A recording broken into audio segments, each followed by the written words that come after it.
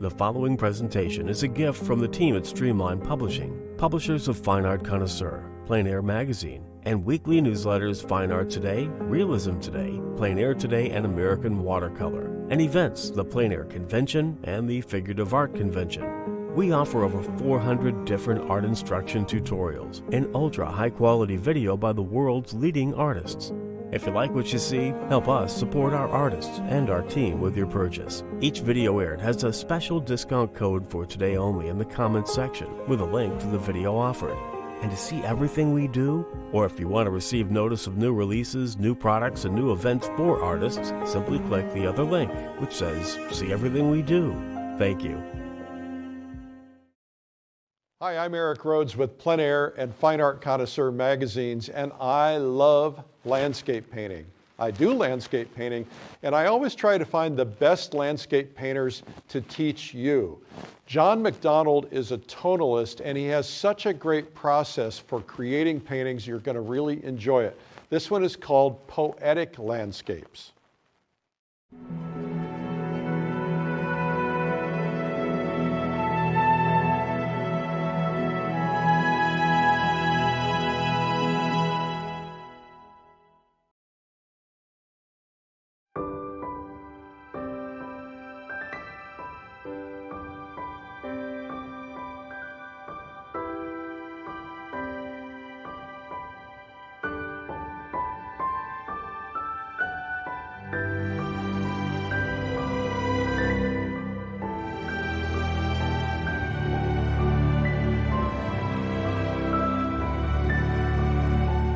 Hi, I'm John MacDonald. I'm delighted to be here filming this instructional video. I hope you find it informative and beneficial to your painting. The painting process you're going to see that I use has evolved over the last 20 years or so, as much by accident as by intent, from talking to painters, being given advice by fellow painters, reading books. At the core, it's a very traditional method that goes back a couple centuries. I don't have any secrets to offer. Special formulas for a media that will make your paintings glow like a Vermeer's, or a certain brand of brushes that will make you paint like Sargent. Personally, I believe that we can most effectively and efficiently improve the craft of our painting by deepening our understanding and mastering the basics, composition, values, color, etc. And if you think of a concert pianist, they will play scales 3 or 4 hours a day. I was always amused by the fact that preceding every World Series game, the baseball teams would begin their day with batting practice, the same thing they did as kids in Little League. So the basics, it is the basics that are important in this world, our field of endeavor, as it is in many others. So I have no secrets to give you. What I'm going to be doing is briefly explaining some concepts, then hopefully showing them to you during the demo. I'll go into greater depth while I'm actually painting. And then you're going to have to try them out. Videos, books, magazines, there are a lot of ways we can learn about art and improve our skills. Going to conventions, attending workshops, all of that is very beneficial. But ultimately, we learn to paint by painting. It's the only way to really make any kind of learning effective. We have to try it out. So take from this method that I use, take what works for you and ignore what doesn't. And if you find some things that I do extremely beneficial, they click for you, and it makes your painting more efficient and more joyful, that's wonderful. And if they don't, that's wonderful too, because often it's just as beneficial to know what doesn't work for us as it does what does work for us.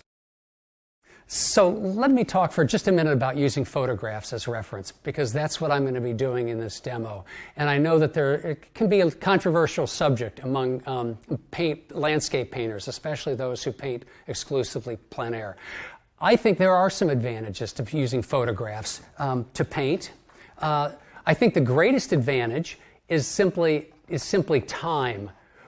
A photograph, given that a photograph will not change while we're sitting in the studio, and we have all day to work from it, that time is a luxury, and we can spend all the time we need analyzing the composition, studying the value structure, looking at color relationships, taking this image, this raw visual information we have in the photograph, and tearing it apart and rebuilding it as a painting. So time is an advantage. Another advantage is simply the fact that we can capture ephemeral weather conditions and times of day that we could never paint in plein air.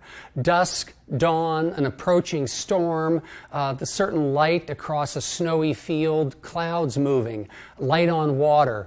There are an awful lot of times we'll be on location, out in the landscape, wanting to paint a certain scene, but it simply doesn't last long enough to do so.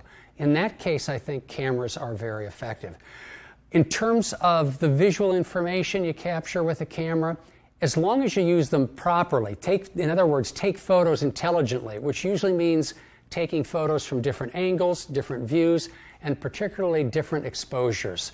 Making sure that when you find a scene you love, you shoot at least three shots, exposing for the lightest lights, which is usually the sky, the darkest darks, maybe the shadows in a tree, and those mid-values of a meadow or lights on the trees.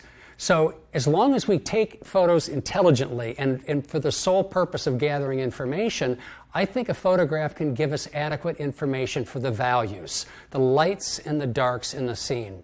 I also think that a photograph records all the details you could possibly need. In most cases, far too many details. But I don't think that our ability to memorize where every leaf was on every tree, we can't do that. So a photograph is a great help for when you just want to capture a lot of detail. So the advantages: time, capturing ephemeral conditions, and values, capturing values. And details, that's the advantages of using a photograph. Are there any disadvantages? Of course there are. And the greatest disadvantage really is in terms of the quality of the visual information is color. The camera cannot begin to match the human eye for seeing subtle and nuanced color relationships. The colors in the sky, the colors in water. I often love painting landscapes in the winter, and too often in a snow scene, what I see as a bluish, purplish gray with maybe tints of green and pink is reduced in the camera to a simple flat blue. Often the same thing happens in the sky. Subtle nuances of warm, cool tones in the sky are simplified by the camera into just a flat cobalt blue. So there are disadvantages, certainly.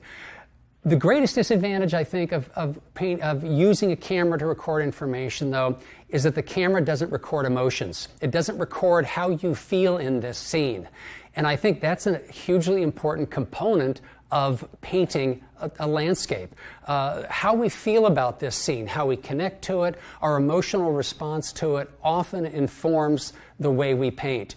And when it's painted successfully, I think those emotions, as subtle as they may be, can often affect the way that it's not only painted, but the viewer sees it. The viewer can feel that emotional response in the painting.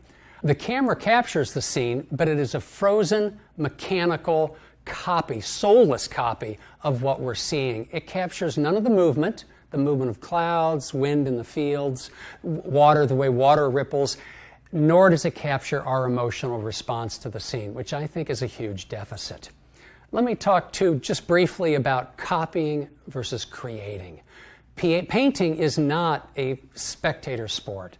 To learn, to do it, to enjoy it, we have to be painting. And we are painters. We're not newspaper reporters. We're not making a documentary of a scene or a copy of a scene. We're creating a painting. So where I would completely agree with those who say you cannot use photos as reference, you cannot use photos as reference if all you're going to do is copy the photo, detail for detail, value for value, color for color, because you're copying what is essentially already a copy and perhaps a deficient copy of the landscape that's out there. So please, use photographs as visual reference, as raw material to build your painting, as an architect would use bricks to build a building. No one mistakes those bricks for the building. Well, don't think that when you take a photograph, that by copying it, you're going to produce a good painting. No, the photograph is just a piece of raw material used by an artist with creative thinking and processes to build a painting. So what is a painting? A painting is a construction. It has parts, components, and a process. Different artists have different lists of what the parts of a painting is, but most 4, 5, 6 items, most agree on the essentials. And they are composition, values, or more specifically a value structure, colors, more specifically color relationships, edge contrasts, and details. Those are what I see as the 5 components of a painting. But what's crucial to understand is that these are not all equal. There is a hierarchy among these components. First and foremost, and most important, is the composition. So if we consider a painting as a pyramid, the composition would be the base layer of that pyramid. It determines the footprint, it also determines the strength of it, and it has to be strong. If the composition does not work, if the base layer of a pyramid doesn't work, the whole thing crumbles down. Secondly of importance would be the values, and in particular the value structure. The value structure is the 2 to 5 shapes that make up the composition assigned a light or a dark, from white to black, and along the gray scale. So when I say value structure, I'm really meaning those shapes that make up the composition, each one assigned a value between white and black. That's the value structure. That is, together with the composition, those two are the most important components of a painting. They are what hold the painting together. It expresses the composition, light, space, but we'll get into that a little bit later. So composition, value structure. The third most important component in a painting is the color. Now the color, of course, is what's sexy in the scene, and it seduces us as artists. That's what we love to get to. But it's not the most important component of a painting at all. Most important is composition, coupled with the value structure, then color. Edge contrast, by edges I simply mean where 2 large shapes meet. Is that edge soft? Is it hard? Or is it lost entirely? How fuzzy is it? So where a hill or a mountain range meets the sky, how do you treat that edge? Edge contrasts. And of least importance, and maybe you can barely read that, which is appropriate, is details. The details tend to be the least important aspect of a component insofar as making a painting that works, that has a structure that is strong and reads quickly and well and has energy and life. Details are often associated with telling maybe a little story or showing scale, but they tend to be the least important component of a painting. The problem is most artists, beginners and advanced artists alike, often when we're seeing a scene or working from photographs, we're attracted to both color, maybe some edge details, but edge contrast, but a lot of details. So if we start our painting based on the details in the scene, we're essentially trying to build a pyramid from the point up. And what happens? It's going to collapse. And our painting will collapse too. It simply is not sustainable. So when we start the process, this painting process, we need to keep that hierarchy in mind. And why not? Why not structure a painting process that follows that hierarchy? So my painting process is approximately 7 steps, the first 3 of which don't even involve touching a brush. I choose the scene, and crucially, I ask myself, why did I choose this scene? What is it out there that I'm connecting with that I want to put into paint? So I choose the scene. I then gather as much information as I can. I will take, if I have the camera, take multiple photographs from various viewpoints, different exposures. If I have the time, I'll take a sketchbook along and do some tonal thumbnails, small little sketches to help me start to analyze the composition and even the value structure. I'll also do a plein air sketch if I have time and the inclination, a color sketch in oil. Not looking for a finished painting, just trying to record the color information that the camera can miss. And sometimes I'll take a movie. I find that strangely enough, taking a movie, I'm not taking it for visual information. I'm using the sound capability of recording my voice. So I'll take a movie, and while shooting the scene, I will describe in words what I'm looking at. I'm seeing the sky. It's got peach tones at the horizon. I'm seeing greens above that. In other words, I'm describing colors that I know the eye can see that the camera cannot. And this really has 2 functions. One, it serves as verbal notes to myself. Yes, I am seeing peach tones in that snow, and the shadows are deep ultramarine blue. So when the camera shows them as a light cobalt blue, no, I know they're deep ultramarine blue. So it not only gives me very concrete, specific color notes, but in the process of narrating the movie, I'm taking time and having to look at that scene closely enough to be able to describe it. So it's another layer of my spending time on the scene and learning and absorbing more and more of that information. So I choose the scene, I gather information, then I head into the studio.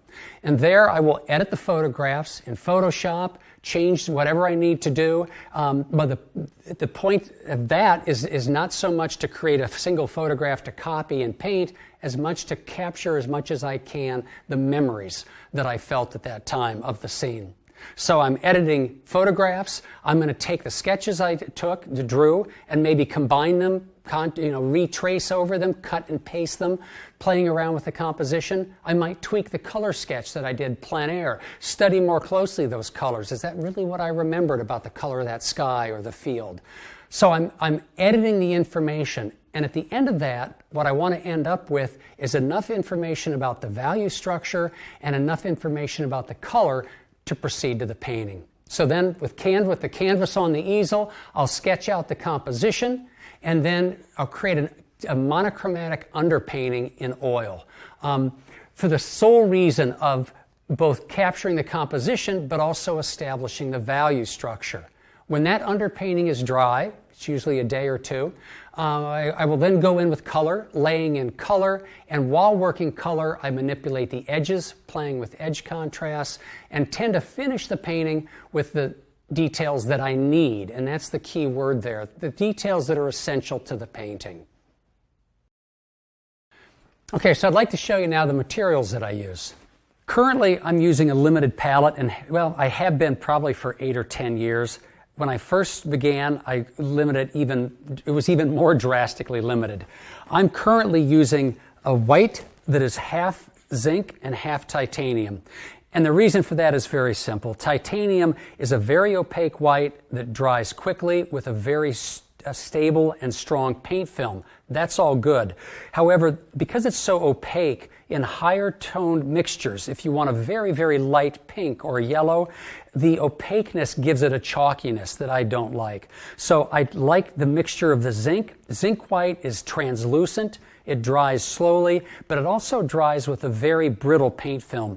You should never use pure zinc white in your paintings, especially if you paint thickly. The paint film will crack.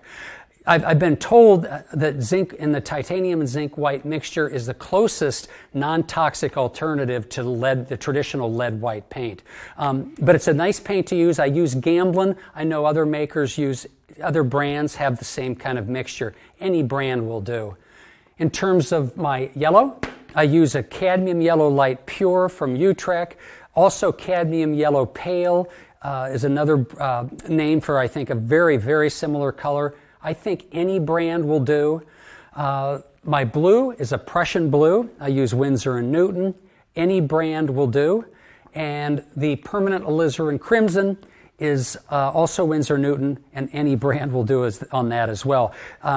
Not as many manufacturers make the permanent, but be sure to look for permanent, because alizarin crimson, traditional alizarin crimson, is not light fast. And especially in high key mixtures with white, the pigment fades rather rapidly. So these were the three colors, in addition to white, that I used for a number of years. I was able to approximate earth tones, the siennas, the umbers, and even get a range of grays. But I spent a lot of time mixing to get it right. It was time well spent, I believed. I learned a lot about color mixing. But I think several years ago, I decided that it was time to maybe expand the palette a little bit more. So I also now use dioxazine purple. This is Utrecht, but any brand will do. You can mix a beautiful dioxazine purple from Prussian and permanent alizarin crimson that is almost identical. But I found myself using purple so often in so many of my mixtures that I found it simply easier to have a use a pre-mixed pigment. The last pigment that I've added to my palette for the last several years is Vasari Raw Umber.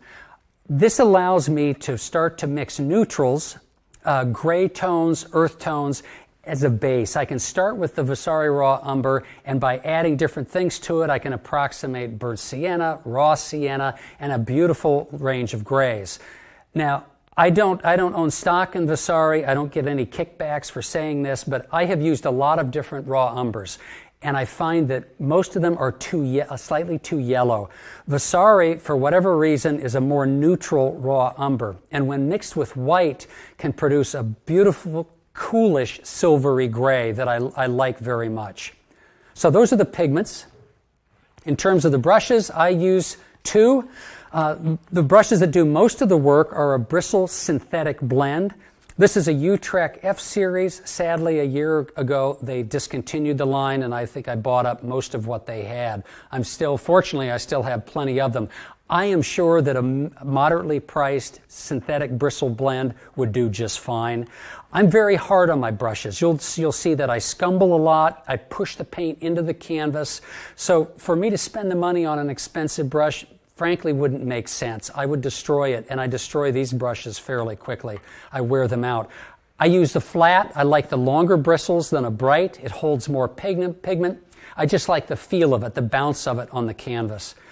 Towards the end of the my painting process, I'll often turn to these titanium Robert Simmons. It's a soft nylon synthetic brush. They're very nice. I'm sure that there are very many similar brushes from different brands out there. The reason I turn to these towards the end of the painting is often if I need a very sharp edge. I'm able to get a really clean, sharp edge with these brushes. I'm also able to lay the paint on the canvas very lightly, so if the paint thickness has built up a little bit, I'm not picking up the paint from underneath.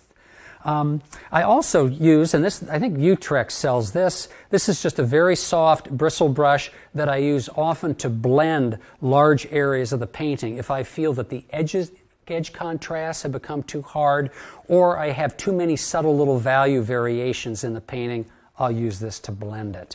I do tend also to use quite often a value scale. You'll see that during the demo, where I literally will mix a paint and put it right on the scale to see if my value mixture is accurate.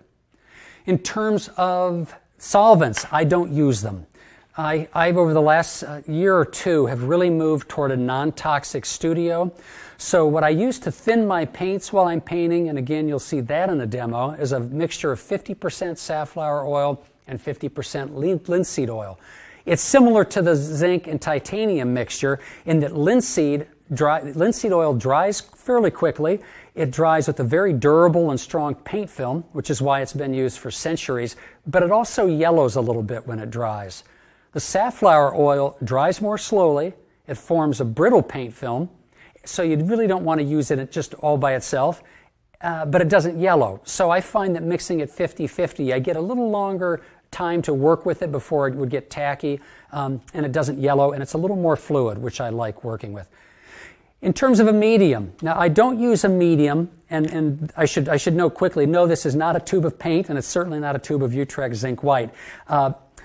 This is when I travel, I put the medium in a tube. Often at home, I simply have it in a jar. I do not use a medium as it's traditionally used to dip a little bit in with each paint mixture. So when I'm mixing my paints, I might use a little bed of oil. I don't use a medium. I'll show you how I do use it during the demo. But that consists of 1 part linseed oil, 1 part safflower oil, 1/2 part stand oil, 1/2 part Dorland wax, and a few drops of dryer. And I'll explain why the Dorland wax, why I use Dorland wax again when I use this during the demo. So those are my materials. I know that often you hear of certain brands giving you certain effects, and that is true. Magic medias, certain media giving you certain effects. All of that is true. But as I said, ultimately, if there was a magic tube of paint that said tranquility, or a magic tube of paint that said masterpiece, and by using that you were guaranteed a great painting, we would all be using it. This is the basics, and it's these materials that you'll use to build your paintings. So you need to master them. So having looked at my materials, let's start the demo. But before I do, I'm going to go into each one of these steps in greater depth. So my first step is choosing the scene, and particularly asking myself why I chose the scene. So this is a meadow that's not far from my house. I've painted it multiple times, probably done a fair share of plein air paintings, winter, summer, spring on this meadow. It's just one of my favorite spots. Why you choose a scene, it's important to understand why you choose a scene. And I should say first that I'm not a subject painter. That is, there are painters who are more interested in telling a story or a narrative in their painting. And if you're interested in painting, an old tractor or an old barn, a street scene or a cafe scene, often that includes kind of a narrative element. You're kind of telling a story. I'm more of a formalist, I guess, for lack of a better word, in that I'm not so much interested in telling a story. What attracts me to a scene are color relationships and value relationships, and particularly the mood, the quality of light and the mood, which I guess if you argued, okay, well, that's kind of a story, isn't it? Yeah, I guess it could be. And I want to make sure, though, that you understand that I certainly don't look down on subject painters. It's just a different way of painting. And painting has plenty of room for all inclinations and styles. So what attracts me to this scene, I've passed by this so many times. It's not far from my house. I would often see the light in the winter coming across this field. I've painted it once or twice plein air. I have 15 minutes maybe before it changes completely. So this again is an example that I gave earlier when I said one of the advantages of painting from photos is its ability to capture the ephemeral moment. So that's what I had I just love the tranquility of this area, this field, and especially in the winter when it's absolutely silent, except maybe the sound of the wind in the trees. It's just an extremely peaceful, tranquil place to be. And had always wanted to capture this moment too in the sunset, having seen it so many times. Why do you need to go into depth about why I chose this scene? Well, because frankly, that is probably going to determine your focal point. If you ask yourself, what do I really love about this scene? That's going to be the center of interest in your painting. That's an extremely important thing to know because you're going to structure that painting around that focal point. So for me, what I was really just loved was the pattern of the trees and the light up in here. Yes, I thought the pattern of the grass coming through the snow was interesting, but this is primarily what I was interested in. So I've chosen the scene. Now I need to gather information. I probably took 25 or 30 photographs of this scene. I arrived early. I could catch the shadows as they crossed the distant field, as it would pick up certain trees and then disappear. Other trees would go into shadow. I was just intrigued by that play of light as time moved along. So I took a lot of photos, finally settling on this one. I also, I think, did one or two tonal sketches quickly. It was a pretty chilly evening at the time. Just a real quick little thumbnail, playing around with the value relationships. I have done plein air studies of this scene in the winter, but I didn't do one this time because I've learned that the sun just changes so quickly in the winter when it's low and going down at an angle to the horizon. It changes too quickly to really bother getting out your plein air kit when it's 20 degrees outside. So I gathered the information, photos, sketches, a plein air sketch, I don't know can't remember if I took a movie of this or not. I may have, in which I'm describing the colors. But then I go back to the studio, and typically we'll download the photos in Photoshop. I'll set the sketches aside, a plein air aside, and I'll start to go through the photos, looking for what I hope will be a photo not that I can copy. I can't stress that enough. The point of using photographs is not to find one photograph you can copy, but a variety of photos that all give you visual information, and hopefully one photograph that can capture enough of the value relationships that you can use that as information regarding the values and the details. As I mentioned, that being, I think, the best advantage of using a photo. But when I take a photo into Photoshop, I take it further than just saying, oh, this is the photograph I want to use. Because of my experience as a former freelance illustrator, I'm comfortable in Photoshop, and I will often crop the photograph And I didn't crop it much this time, as you can see, just zoomed in a little bit. But then I will change the values and the color in Photoshop. And again, the point isn't to come up with one image, a photo, that I can just copy to make a painting. I want to try to recreate in me the emotion and the memory I had of that scene. So this is what I ended up with after altering it in Photoshop. You can see quite a bit of difference in the color. This may have been the actual color of the scene. I don't know. It may have been, but it's not how I remembered it, and it's not what I was responding to. I saw this as much more of a scene of glow with color contrast, and I simply wanted to capture as quickly as I could that memory. So while I was painting, I would be painting from my memory with this as a reminder rather than from that as simply a photograph. And I hope you understand that, how important that distinction is. So in Photoshop, I've taken this image and I said, yeah, that's really much more that's much closer to how I remembered it. And then typically, still in Photoshop, I will paste a grayscale next to the photo and a little thumbnail above. I paste the thumbnail because it's so much easier to see the basic shapes and basic values of a photograph on the computer monitor when it's kept small. It's much more difficult, I think, when it's enlarged, and I use a monitor in my studio about this size. So this may be great for seeing detail, but it's much easier to see as looking at a small image. It's a little bit like a thumbnail sketch. It gives you the basic shapes and some of the basic values. So with the value scale, what I'm doing is I'm taking samples of the colors of the landscape. Sometimes I'll actually, with just one of the Photoshop tools, select a square of the actual photo. Other times I'll simply fill in a little square with the color that I sample. I'm really looking for value information.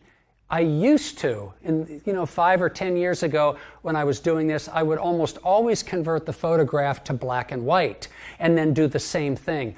Now I like to go directly to color, in part because it's good training to look at a color and where is this on the value scale, to judge the value of color immediately rather than having to convert it to black and white. But if you have the capability of converting it to black and white and that helps you, by all means do. So by assigning these these chips from the little samples from the photo, I can see exactly where these values lie on the value scale. And it gives me the information I need to establish the value structure. I've shown you the value scale, the thumbnail, but what changes exactly did I make and maybe why? Well, let's start at the top. In the original photo, you'll notice the sky is blue. That cool sky, yes, that cool sky could create great color contrast with the warmer tones here. But I was thinking in some ways of this painting as being a warm key painting above and a cool key painting below.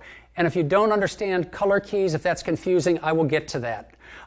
But I changed the sky just because I thought it would, that's how I remembered it, but I thought it could make for a more interesting image in terms of color contrast. You'll notice also I pumped the color in some of the shadows. I wanted to see a little more color in the shadows. I lightened some of the darker shapes in the foreground. In terms of the snow itself, photographs often record snow, especially snow and shadow, as being far too blue. It's not how I remembered this. I remembered this because of the warm light coming and being reflected from the background into the foreground snow. I remembered the snow being much warmer and a little bit lighter. You'll notice also, though, in Photoshop and the airbrush tool, I simply painted out a lot of that foreground snow. I wanted to just see, did I need all this pattern? At first, at the beginning when I saw this scene, I was actually interested in and intrigued by that pattern of the grass breaking through the snow. But as I'll explain when I talk about details, every little detail that's down here is going to be screaming for attention and to the detriment of the details up here at the focal point where I really need them. So I just painted them out very quickly, just to get a sense of how much detail do I want in the snow in the foreground and how much don't I. But before I move on to what I do with the sketches, let me say a word about Photoshop. You do not need Photoshop or any image editing software to make better paintings or to use photographs as reference. I've seen a lot of people using an iPad where you can convert it to black and white. You can change the colors, the values with an iPad. All of that is just a tool to explore the color and value relationships. If it helps you see it with fresh eyes and deepens your understanding of it, then use it. Just don't copy it. It's just raw, again, it's raw information, and it's there to help me come to an understanding of these value relationships rather than giving something that I just blindly copy. But don't get hung up about Photoshop. I use it because I had it as an illustrator and I know how to use it. You can simply print out a photograph, and if you'd like, you could hold a value scale. Simply hold the value scale up to the photo and decide and discover where these values are. But all of this, because remember the pyramid, composition, value scale, they're the most crucial elements of your painting. If you can nail those, 80% of the work of the painting is finished.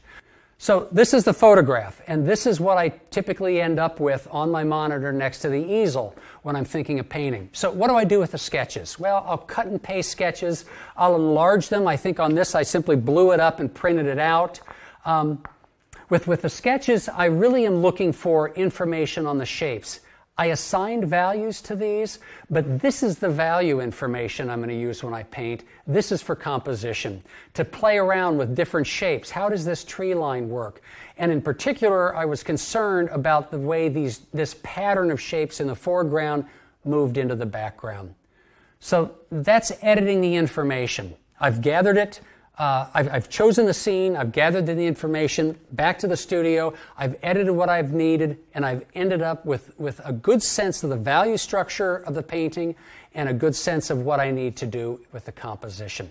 So at this point, I would simply transfer this sketch to here. I wouldn't bother with this until I need value information, because this is what I'll use for the composition.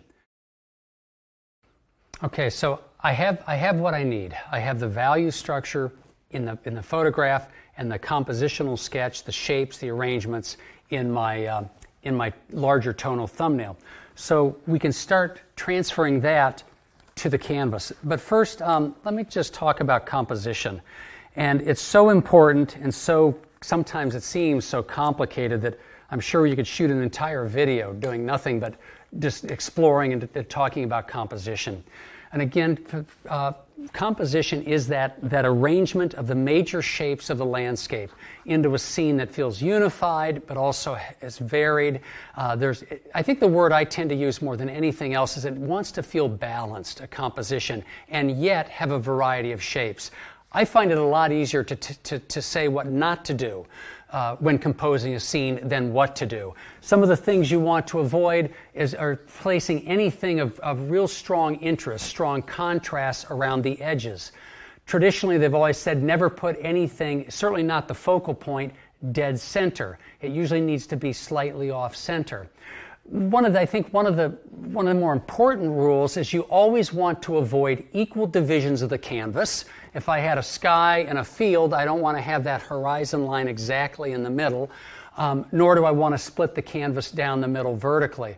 But also you want to avoid having equally sized shapes on the canvas. So if I have, say, a band of trees across here, and I have a lake or a pond down here, I don't want that pond and those trees to be the same width on the canvas. It kills the illusion of space. So one of the most important rules that I'm always trying to avoid, and it's amazing how easy it is to forget it, that rule of avoiding equal size shapes on your canvas. Most rules that you'll hear about regarding composition can be broken.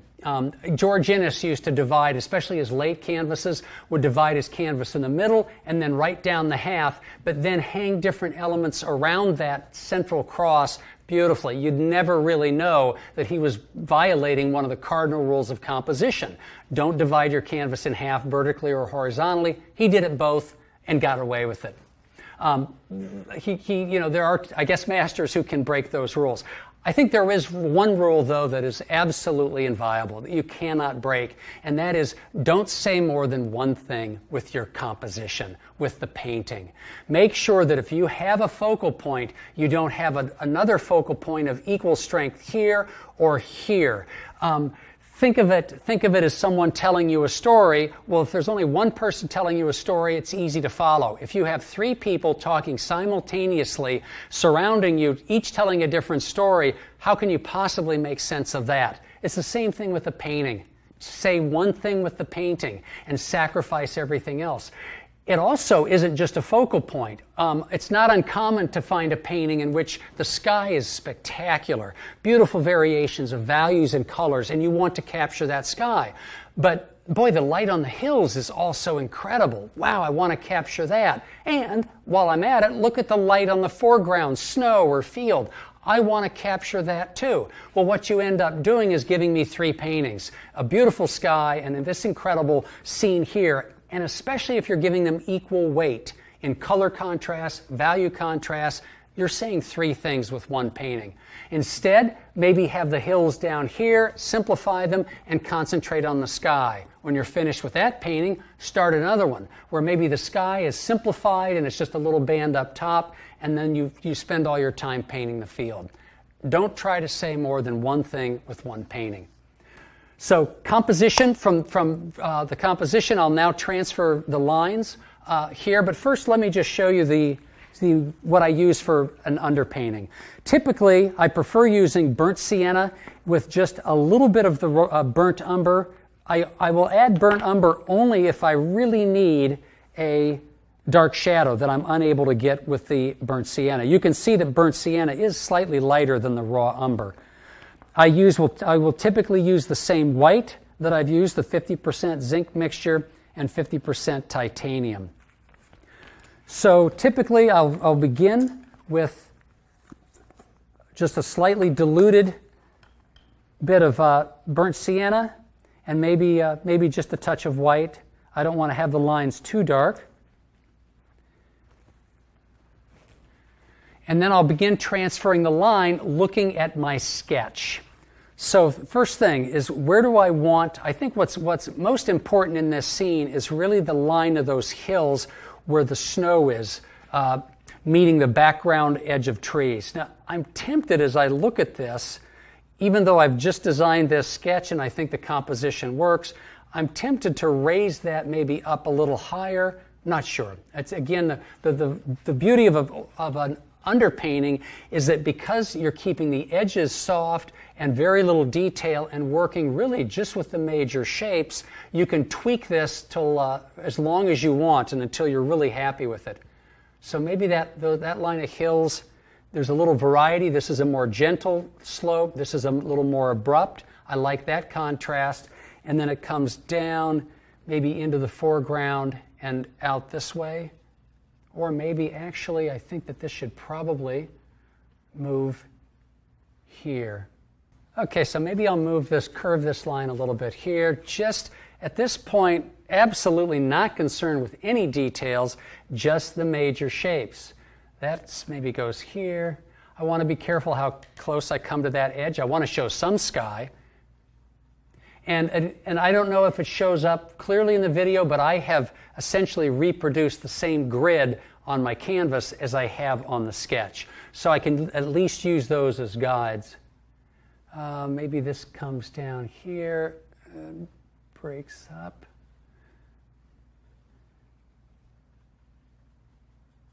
I'm going to break there's a little tree in the photograph, kind of more in the foreground. In the sketch, you can just barely see it, just to the left of center. I want to have that break that line. And there are some mid-ground trees that are breaking the horizon line there. Want to make sure that this has some variety. Should I avoid having this go off at the same height from the edge here? You know, I think it's often I would say yes, but I think in this case it's not critical because I'm going to have these trees in the break that edge, and also they'll be a little higher. So I'm going to pull that down just a little bit. Again, just working in line now.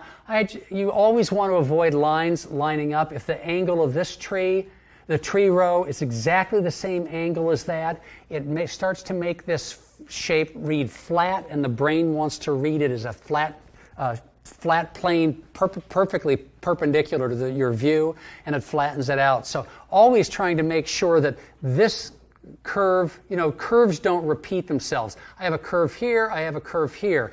One of those is going to have to change. So why don't I maybe bring this here? And you might kind of wonder why I didn't solve this at the sketch stage, and I'm kind of wondering that too at this moment. You would think I would have caught that, but that's all right. At least I caught it now before it hurt the composition. I'll bring that up a little bit. This line is a very important line in the sketch, where this edge comes in, how far it comes down. There's a triangle there that's nice. I want to make sure that this isn't symmetrical. You don't want to have forms that are perfectly symmetrical on your canvas. That's another rule of composition. So I'll break that edge up. This can be a nice clean edge since it's an edge of snow. And then some of those bush forms or brush forms, whatever it is, move up here. This line, see, that just breaks that midline, then it comes up, comes down this way, just below half. I need to make sure that the line between the foreground snow and those mid-ground bushes or shrubs is not exactly at halfway up the canvas. And I've actually maybe moved it down even a little more than in my sketch, but just by so little that I don't think it matters. I have a slight drop in the form as it comes here. I'm tempted to maybe make that straight across, just so I have a little variety, a single horizontal line maybe where all these are other lines are angles. I don't want to position it exactly in the middle though.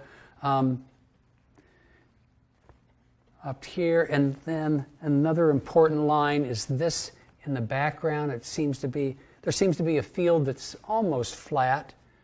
Then it rises as it comes along here. And I should say again, just to repeat myself, I'm looking at the sketch now. I'm not really looking at the photo at all. When I paint start working in values, I'll look at the photo, and it may be then that I see things in the photo that I hadn't noticed previously in the sketch. Well, I'll change it then if I think it's going to help the composition. It's all about establishing a composition right now that works, that's going to allow me to convey a sense of space and form and just interesting shapes, the way these shapes come together. Let's see, well, that's a little too dark at this point, although this is all going to be fairly dark. Okay, and what's also probably I need to put in right now are this background, just so I can really get a sense of where this is. Now, this tree kind of comes up, and then I have a tree breaking into that about there. This shadow of the trees is maybe approximately here, and then there are some more shadows up in there. Don't need to indicate that right now.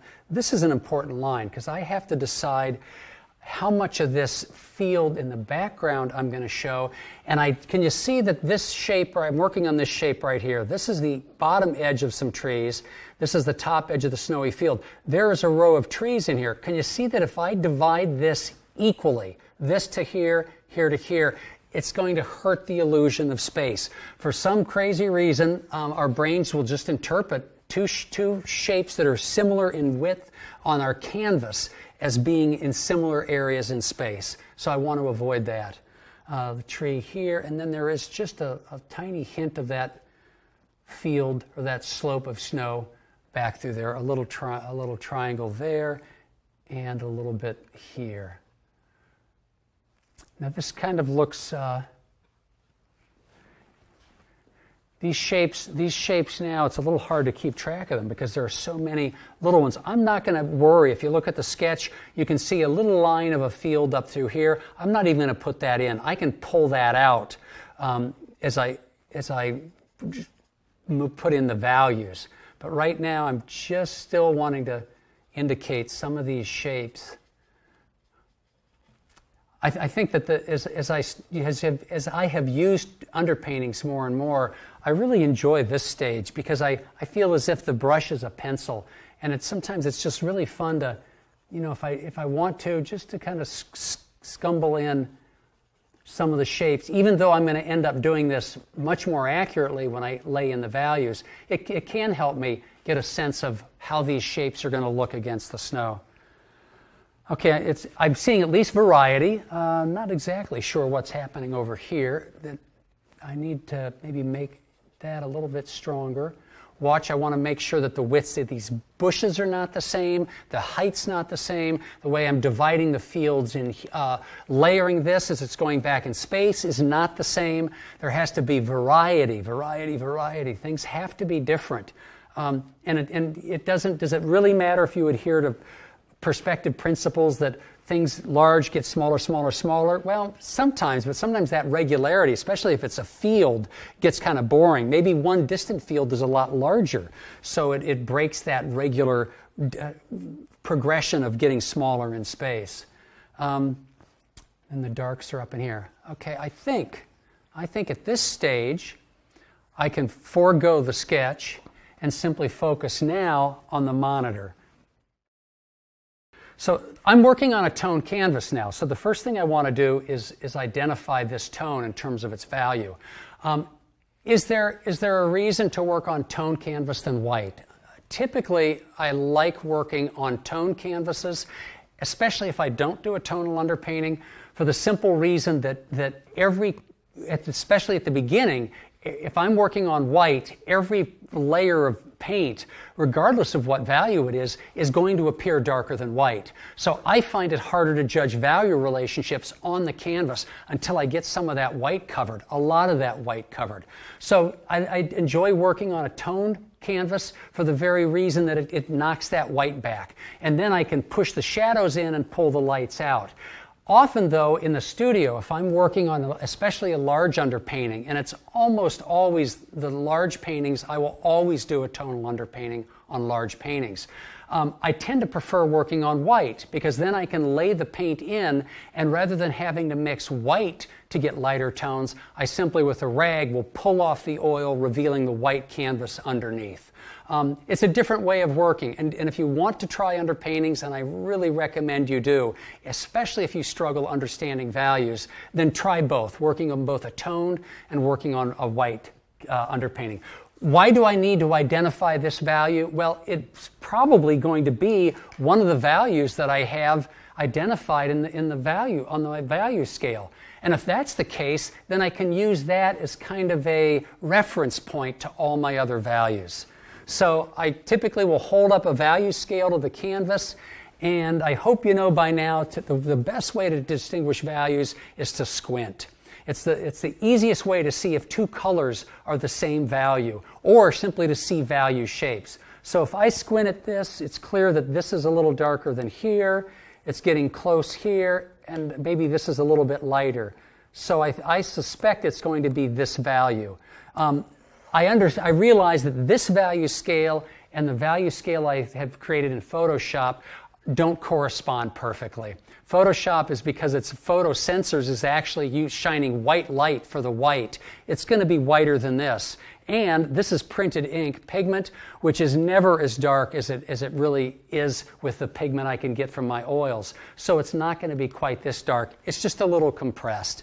Is that difference critical? Not really, because what I'm most interested in analyzing values aren't the absolute value of a shape, that is, whether it's this dark or this dark or this dark, it's the relationships it has with other values. It's those value relationships and how far apart they are on the value scale that make the difference. So if this value is approximately here, on my value scale it would be down around here. Well, that is the same value as the background of these trees here. Now, let me stop for just a minute to talk about, because I'm about to work values into this. Why do an underpainting? Why are values so important? And in fact, there's a great expression, not only that I've found not only in the world of painting, but my wife is a quilter, and I've heard quilters use it.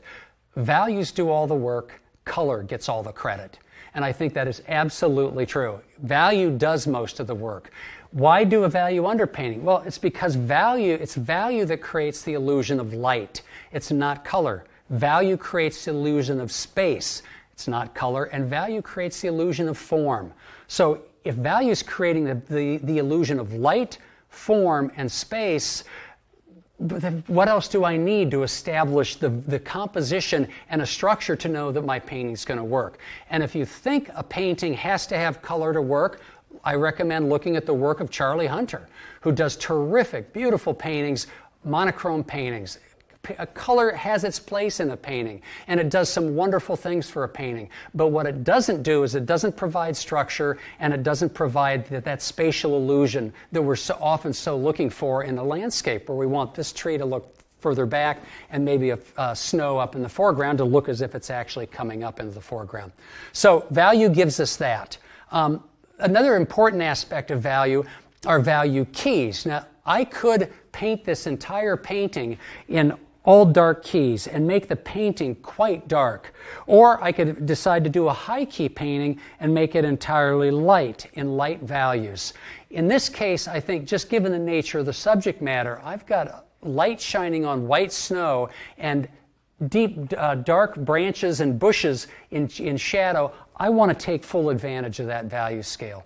So in this case, I think I'm going to be using pretty much most of the value scale, which frankly is a little easier than working in value keys. Because if you think about it, what I just said is it's not the absolute value that matters, it's the value relationship, the distances between them. Well, if I'm working from a full value scale from black to white, look at that range of values I have to work with. So if this is the value of one shape in the landscape and this is the value of another, and another one maybe is right here, I have some wiggle room in the value scale. I don't need to have that precisely exactly the same. But if I've compressed all my values so I'm working in the very light end of the value scale, I have much less wiggle room to make a mistake in that. So it's actually more difficult to work in high key, low key values, but it's worth trying. So there's one other very important component of value, and that is a gradient. And if you're not familiar with a gradient is a very subtle change in either value or color that moves from one area of a large shape to another. So just consider this large foreground area. And especially look on the left side in the photograph. Notice how the snow is light up to a certain point, slightly gets darker, and then noticeably darker by the time it gets up here. And in fact, even the snow in some of these areas is darker than it is here. Well, if you're looking at the value scale that I have next to the photograph, you can see on the right side, see those 3 chips of blue? That's essentially my mapping that gradient. The darker blue was up here, the middle blue is probably in the middle, and the lighter blue represents the value of the snow down here. Why are gradients so important? Well, anytime you have a flat surface, a plane in the landscape, receding, starting in the foreground and receding in the distance, or starting in the midground and receding in the distance, in order to give that the illusion that this is a flat plane receding into the distance, you have to change something as that goes back. So I'll just use this because it's so easy to see. It's almost half the painting. As I paint this snow has to start changing as it goes back here, or else this is going to look like a cutout flat shape that's perpendicular to me and not a flat shape receding in the distance. You'll see gradients in the sky. Notice, for instance, in my photograph, how when I put in the color in the sky, it's warmer here and cooler here. So this is a case where it's a gradient not in value, but in color. The sky changes from more orangish to here to a bluer color here. That's also a gradient. So it isn't just flat planes, and you'll always see gradients in the sky. And everyone's familiar with the gradient where it goes from light blue at the horizon to a dark blue up top. Well, it isn't just a change in value. Often it's a change in not only color, but in saturation, with duller colors at the horizon where there's dust and dirt and you're seeing through a lot of the atmosphere, and then the colors become a little cleaner and richer as you go up. So gradients work all over the landscape, and you need to train your eye to see them and expect them to be there. So we've got the reason we do an underpainting because of what value does in order to create a three-dimensional illusion.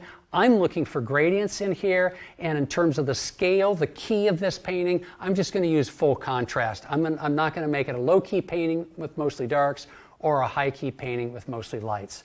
So I've identified my value as being the background trees, but notice on the left side of that value scale, look at the incredible gradient I have from the lights of the trees here, moving to a darker area of the trees here, and then in this area they start to drop into the shadows. And by the time the trees get here, they're almost black.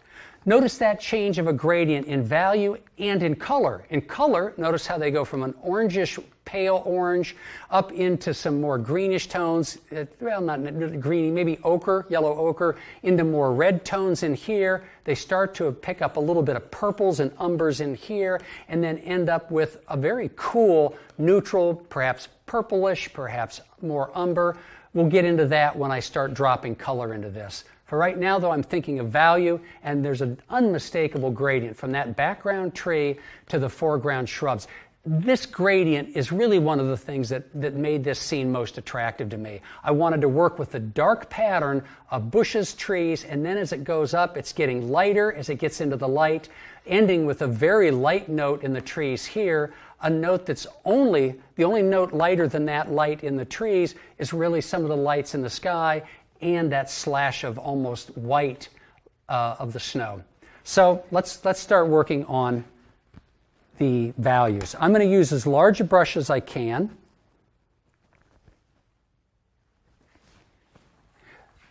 And I will start, I think I'm going to start with that gradient because this light of the tree is actually lighter than here, so this is going to have to be lighter than this tone of the canvas.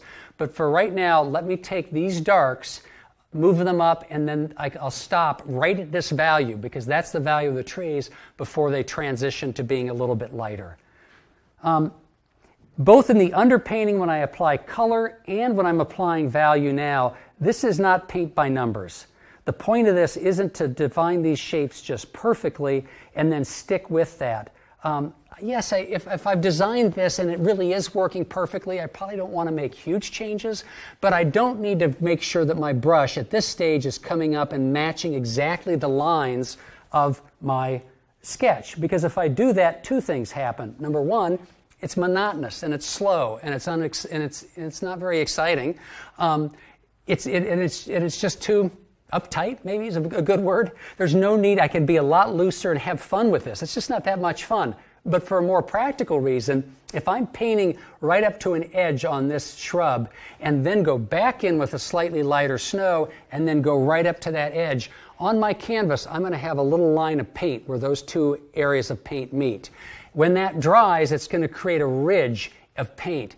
Then when I go back into color, if I want to change that ridge, it's going to show through. Just because it's physically in the paint film, there's a little ridge of paint film. So I try to keep, especially the underpainting, keep the edges soft and the paint film thin. But by thin, I don't mean liquidy. I don't mean use a lot of the oil or medium.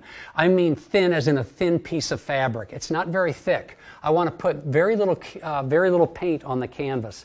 I want it to dry quickly. And I want to be able to manipulate it by wiping it off. So I'm just going to now, looking at both the sketch and the photo, start to block in some of these shapes that I had.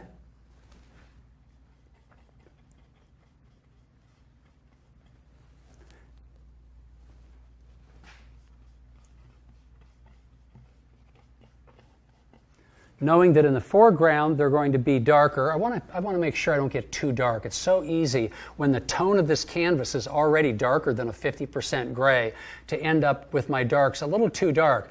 The darker they are, the harder it really can be to put color into them. You're limited as to what kind of color you could put into it. Okay, so I'm just going to scumble this in. Let's see, that tree went up there, this one was here. This, as I started to say, having worked on the composition, you would think that you're going to have to match it exactly. But again, no. I consider this an opportunity to redraw the composition if I need to. if I find that it's just not working. Which hopefully I won't, because I've worked hard enough to get some of the shapes to work. But there are often little subtle changes that I never really know what's going to happen until I put them down in paint. Okay, so I think that the trees on this side, as in the photo, notice on the left side another gradient. Notice how the trees start dark over here and then they also get lighter. So this is the point where I'm going to start lightening this. I've got maybe a little too much oil in my brush. I'm going to get rid of some of that. I have a lot of oil on the palette right now. Now, I'm sure it appears that I'm putting down just one value. I'm not changing the value, and I had just talked about the gradient. And that's right. What I'm going to do is change that by wiping it.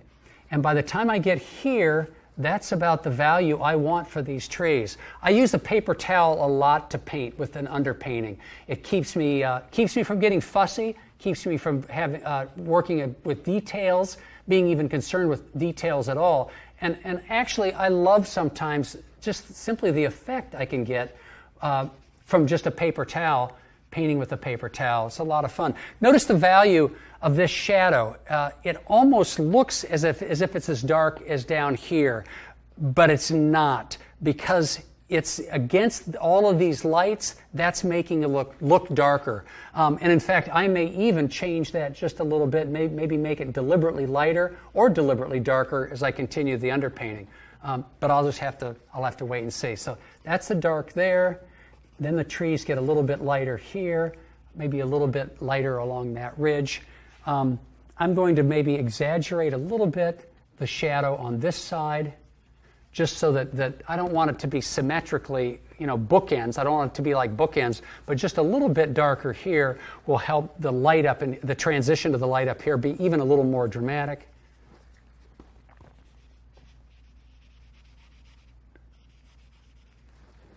And this light is quite light. Sometimes I'll see if it works. Occasionally, I will put a little drop of oil, there's a drop right there, on my paper towel, and I might be able to start to pick up some of that tone, depending on how dry it is. If I want to just start to experiment a little bit with that becoming a little lighter. So I think it's happening just a little bit, probably not enough to make much of a difference in the underpainting, but keeping this fairly loose, that's going to be and then some of these darks, some of the shrubs on the hillside are coming up here.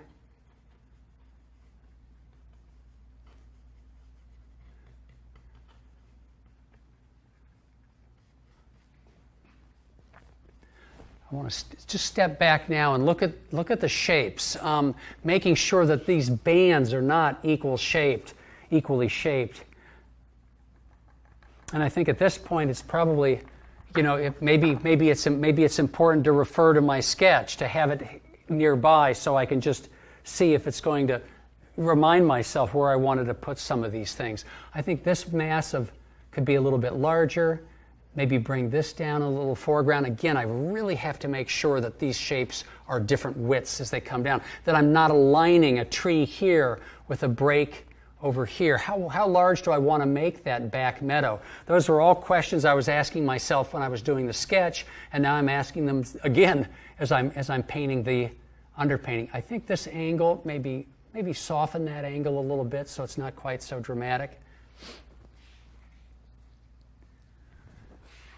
I'll break this up with just a few, dragging the paint, not getting too fussy about, no details. I'm going to push the darks, maybe add a little more dark. I don't know if I want to go I don't want to go to pure raw umber. But when I add color, if I have to, I could let this value be the shadows, slight subtle shadows in some of those bushes and shrubs, and then end up lightening it just a little bit. Now this is a little bit darker here, which I think is kind of nice, where these bushes climb up into this part of the hill. This should actually be lighter up in here, and I'm going to break that. Make that a little bit smaller. There is a light that tree as it comes in front of the shadow. I like that transition. Have to be careful I don't have that tree come up right in the middle, which could look kind of a little strange, artificial. I think maybe I'll have the shadow go almost to the half point, a little further than was indicated in my sketch. Light there. This, of course, is going to be very light here.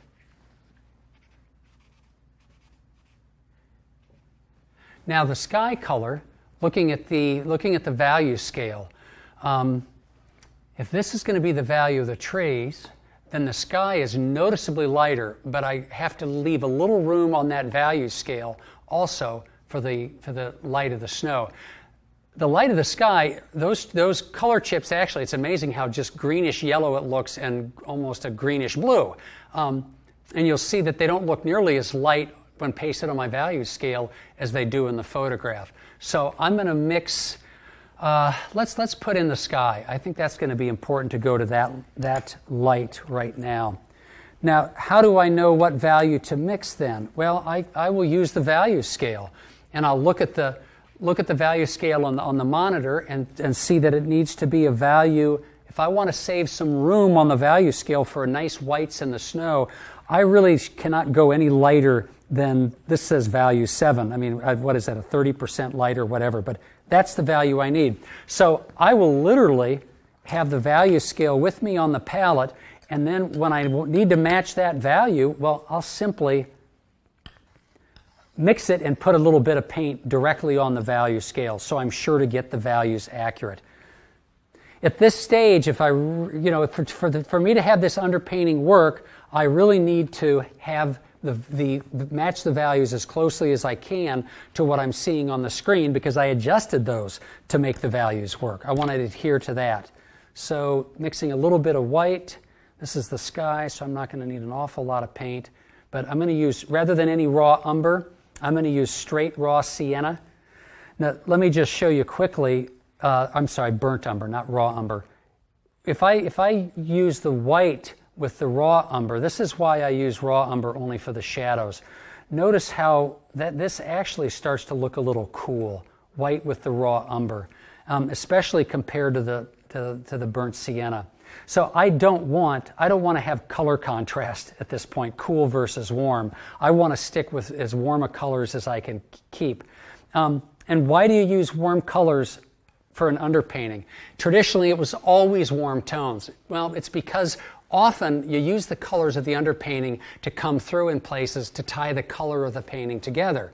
Well, most colors in a landscape are cool, the blues, the greens, and what you end up with then is nice color contrast between the warm underpainting showing through the cool paint, the cool color added on top. If you do a cool underpainting, you're essentially trying to create color contrast with cool on cool, and it kills it. It just deadens the entire thing. So that's why we use warm colors for an underpainting. As I add white to this sky, often I will add just a little bit of yellow to keep it even warmer. Sometimes I would add a little cadmium orange. Experiment with the colors you add. You won't want to get too far away from just the basic warm tones of a sienna or orangish tones. So I've mixed this, the sky color. I'm going to literally put it right on my color scale. I'm going to squint, and I can see it just a little, which tells me it's just a little too dark. I'm going to add a touch of white to it, and that should take care of it. So that's going to be the value of my sky. Now, what I probably did is probably didn't mix enough, because I just realized that with a darker undertone, some of that undertone is going to show through. So I'll just quickly mix the same amount, matching what I had just mixed in value. That's very close, just a little bit of white. Just to make sure, I'll check again. And yes, that's awfully close to exactly what I need. Now the gradient, again, the gradient in the sky is a gradient in color, not in value. So this is a value underpainting. I don't really need to change this at all. I can just lay in just this single value for the sky. Working this value in. The edges, as I said, I keep the edges very, very soft at this stage. I always am tempted to go in and actually, because I love finessing edges and playing with edges, especially trees against a light like a sky.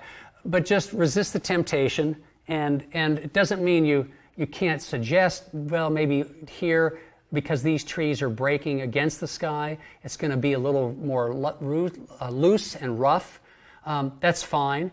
And here, where maybe it's coming against the trees, which almost look like a background hill, that's okay too. You know, you can play around with a little bit of variation if you'd like. I am having this tree, I believe, this tree break the line of that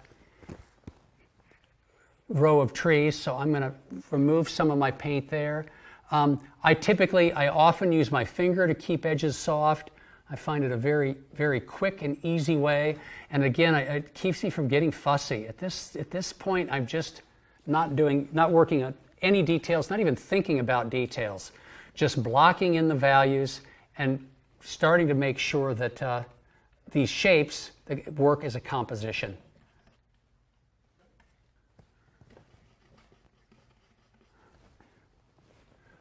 Working it over on this side. Now there are some trees that are coming up that are bare trees. That's something I'll probably put in when I actually paint in color. So I'll leave it out right now.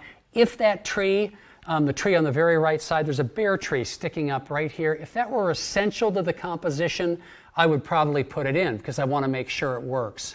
At this point, though, I'm not really too concerned about it.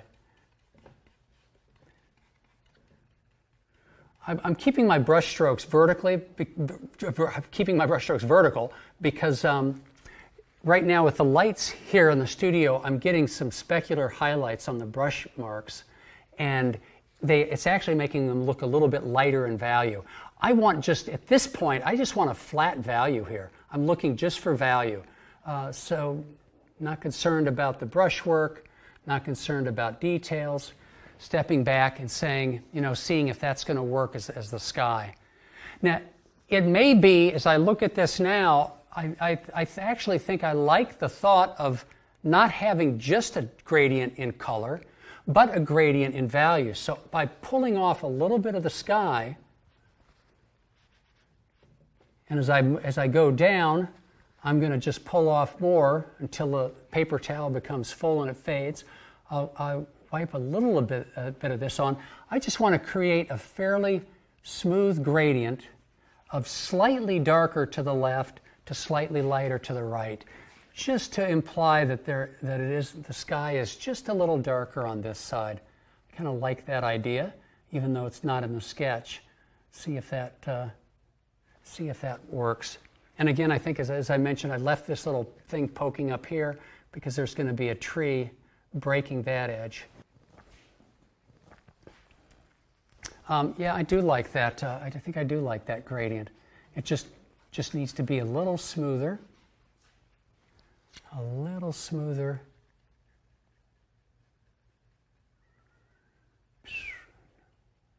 Okay. All right. Well, what values do I need now? Let's do the snow. The snow is so important, and I'm going to mix all. I think what I'll do is that snow compared to the value of the trees back here. The darkest of the snow is so close to this value in the trees. I think I'll leave that and maybe even push that a little bit more than what I'm seeing. I'll have to decide. What I will start to do is mix the light of the snow. Now I can see on the value scale it's almost exactly a 50% gray. It's a little bit lighter than a 50% gray. So in terms of this value scale, I'm going to be looking for something about toward the upper end here. I'm going to need a lot more paint because it's taking a large part of the canvas. Mix a touch of oil with it. Do be careful if you eliminate solvents and use oil to thin your paints.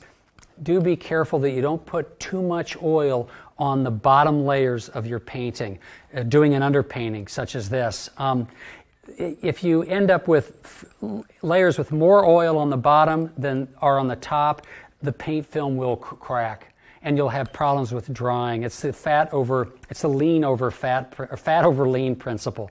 You want lean on the bottom layers, that is very little fat, and fat layers on the top.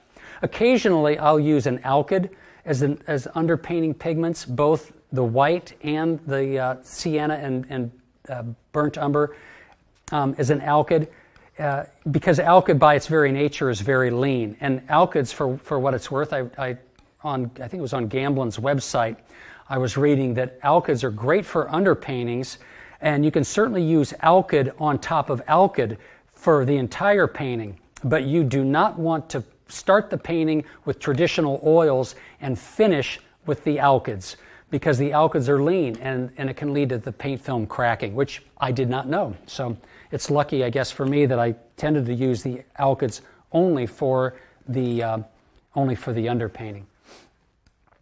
Okay, I'm going to use a fairly large brush with this.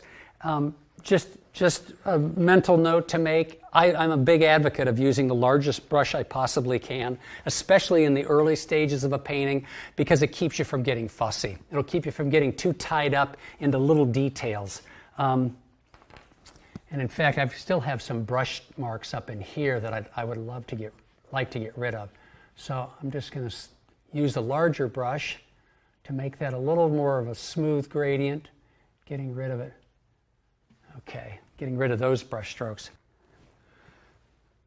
So I have the color for the snow. As I mentioned, I'm going to use the largest brush I can. Keeps you from getting fussy with details. And starting, I've actually seen people, I've in the course of a workshop asked people to do an underpainting, and they'll have a large area on their canvas and literally using a brush like this to start to brush in the paint. And I tell them that the workshop only lasts a week, and it's going to take them that long to do one little area here at that rate. So please, you become accustomed to using large brushes. It not only will speed your work, but by using them, you'll improve your drawing skills, because it takes a little more precision to work with a large brush, but it's also more freeing. You may end up seeing your brushwork be a little looser and a little more free. So this paint, okay, you can see what a difference that makes now, right? It looks almost as if this is the same value as the sky, but I think you'll see that, wait a minute, it is the same value as the sky. Oh, that's right, the values of the sky are very close to this.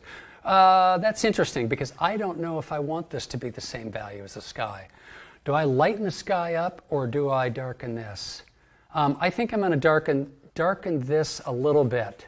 So let me go back. Well, I'm glad I caught that, because I don't want that to be the same darkness as the sky. Or the same value as the sky. Darken this up just a little bit, so this needs to be, well, that's about it. I maybe darken it just a touch.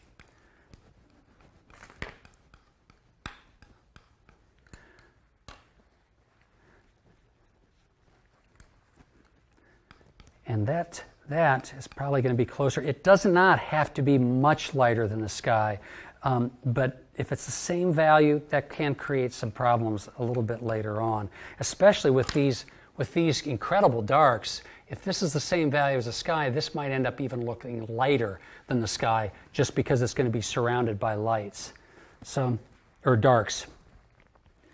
So let's put this, there we go. That's going to be a little easier. So I'm just going to scumble this, fill this in very quickly, large brush.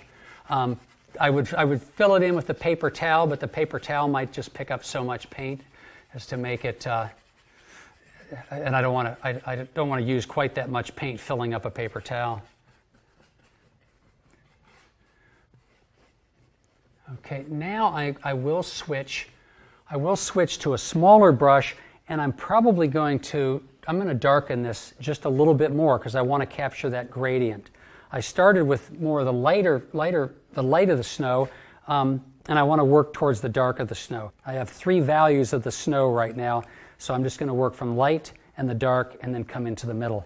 I need to switch brushes because now I'm going to work in an area of the painting that is much smaller, smaller shapes.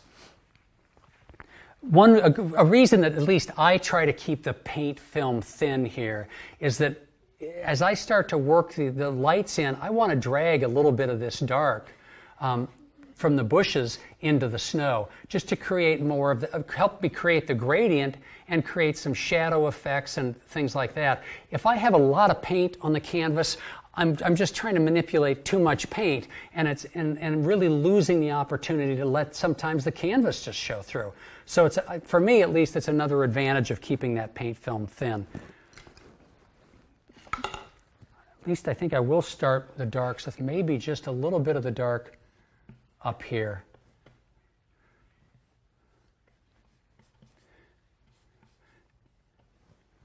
Now in my sketch, you may remember in the sketch, you'll notice that there is a little path coming through the foreground snow.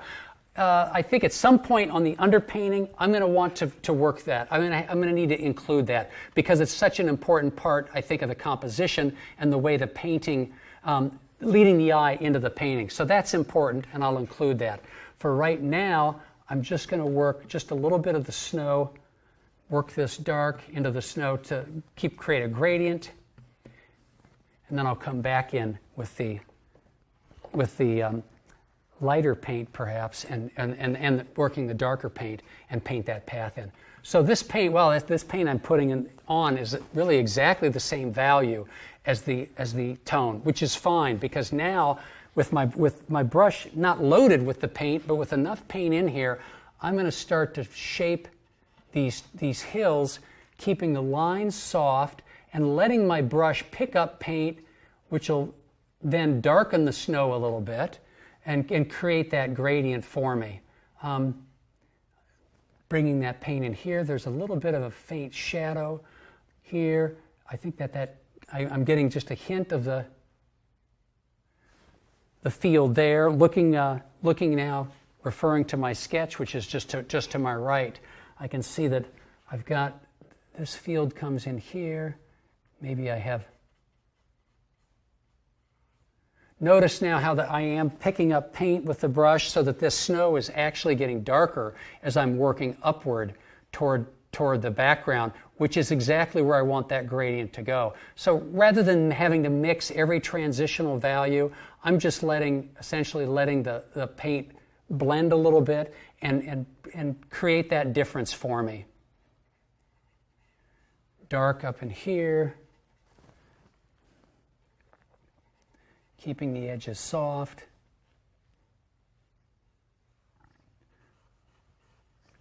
And the snow goes up in here a little bit and gets a little darker.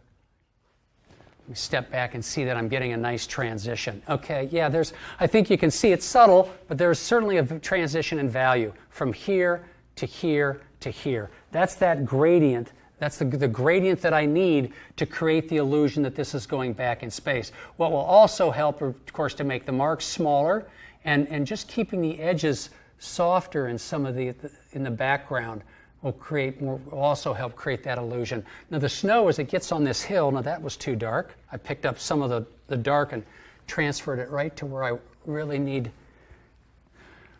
this. When I get to the snow on the back of this hill, because it's going to be right next to the lightest lights, I don't want to have it this dark. And in fact, I think even in the photograph, you can see that there is a noticeable difference in value between the snow on this field that's in shadow and the snow that's in shadow at the base of the hill right next to the lightest lights.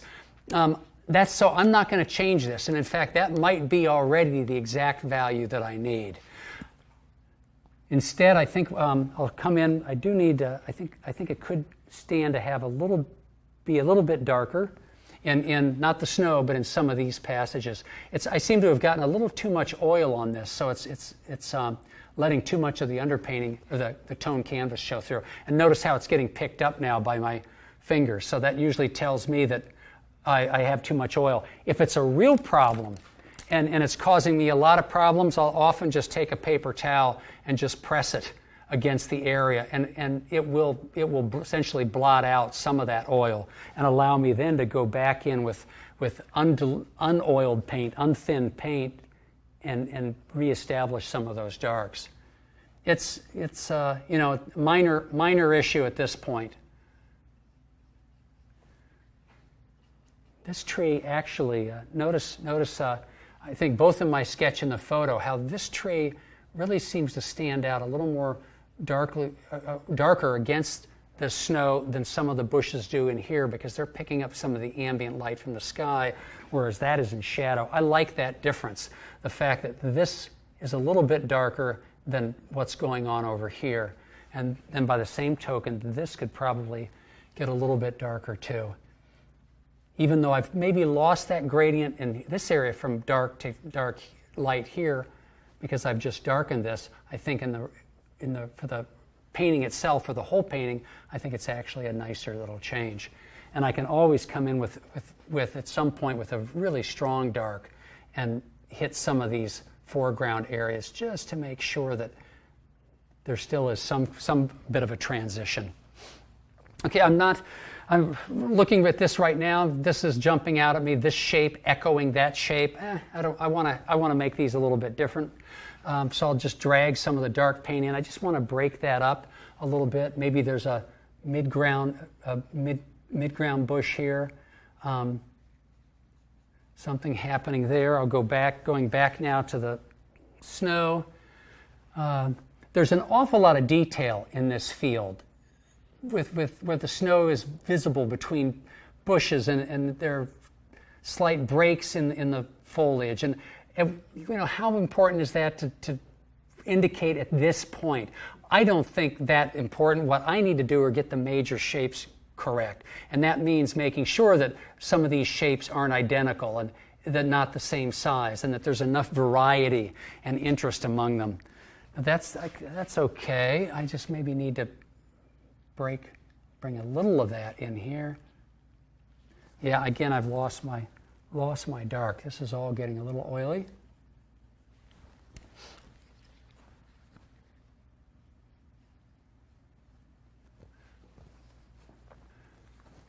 I'm going to continue to work both with the light snow and the darks, just trying to make these shapes different and interesting, and following now some of the patterns I'm seeing in the photograph of where these shapes are just broken up in subtle little ways and form nice little, just the pattern, just how that pattern of those dark bushes is working.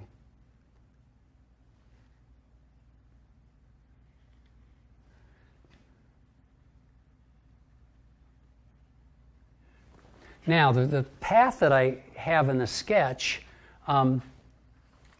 looking at the sketch, the way the path winds, I think I can probably do that without having to refer to it, other than just over my shoulder briefly. But it breaks in here and then comes out at the bottom there. And this, of course, was totally invented. It was not, as you can see, it's not in the photo. It's one point in the middle of the photo when I was painting in the snow and trying to cover the snow, I played a little bit with the idea of the path coming in, and I realized then that I liked it. And I just wanted a little something simple to get the eye through the foreground and into the middle ground.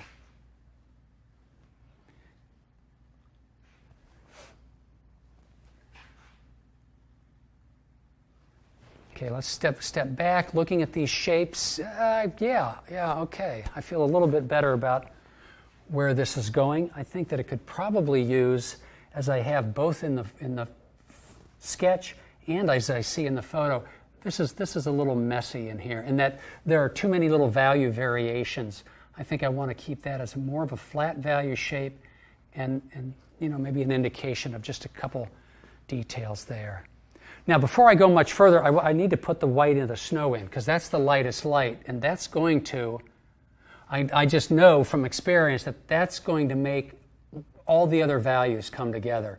what looks like a very light value here or in the sky is going to suddenly be pushed back and will appear darker just by lighting the sky. Before I do that, I have a lot of brushwork that's catching reflections in the snow. I don't know if it's going to be visible in the video, but I find it a little bothersome, so I'm just going to soften that just a little bit.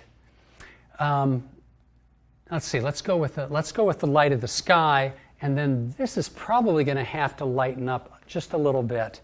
In my photograph, the values of that, it's just lighter than 50%, and you can see that's still darker than that. And in fact, even the sky still looks a little dark to me. I'm gonna just double check the sky. I'm taking a little bit of the paint. Yeah, the sky right now is that dark. That is too dark. I'm gonna lighten that up and repaint the sky before I do the snow. Because if I don't do that, I think what's going to happen is that the snow is going to be too light, and I'm going to end up with a painting that's actually a little bit darker than I wanted. Hey, would you like to win a beautiful painting worth almost $3,000? We've got a beautiful Joe McGurl plein air study that he's done of the sunset in Maine. It's gorgeous. If you want to have an opportunity to win it, go to paintinggiveaway.com. Just put in your email. That's all you've got to do, and you only need to enter once. We'll be giving away the prize at the end of May. Go to paintinggiveaway.com.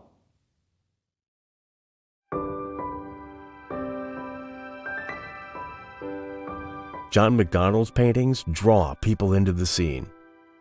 His paintings make the viewer feel the scene, the warmth of the sun on their skin or the cold snow crunching beneath their feet. In Poetic Landscapes with John MacDonald, you'll discover how John paints emotion into his landscapes, how he uses color, value relationships, and the quality of light to capture a certain mood. You'll soon understand how John uses composition, a focal point, and tonal paint to guide the viewer into his paintings and into a feeling or an experience. So what is a painting? A painting is a construction. It has parts, components, and a process. Different artists have different lists of what the parts of a painting is, but most 4, 5, 6 items, most agree on the essentials. And they are composition, values, or more specifically a value structure, colors, more specifically color relationships, edge contrasts, and details. Those are what I see as the 5 components of a painting. But what's crucial to understand is that these are not all equal. There is a hierarchy. Artists are often taught that painting from a photo will never work, that it's impossible to capture the amazing beauty of nature from a flat picture, which could distort color, condense values, and make it hard to distinguish shapes and shadows. And a camera absolutely cannot record the excitement you feel when visiting a scenic landscape. But many landscape artists would like to be able to paint in the studio from photos.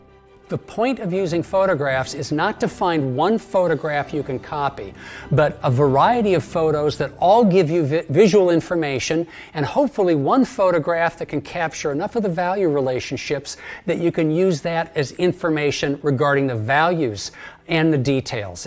As I mentioned, that being, I think, the best advantage of using a photo. John will show you how to have the best of both worlds, to enjoy nature while you're there, and to set yourself up to later capture that beauty on canvas in such a way that as you paint, you'll feel like you're right back there, enjoying every moment and taking in everything nature offered you. And whether or not you paint fully on location or also paint in the studio, soon you'll be creating more dynamic paintings that draw the viewer's eye in to feel the emotion that you've painted.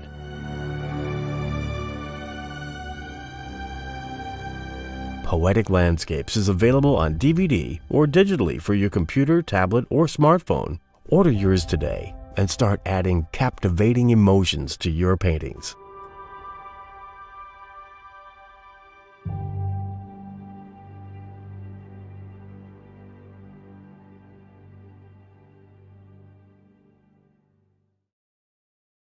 There is so much depth behind John MacDonald and his process. There's so much to learn.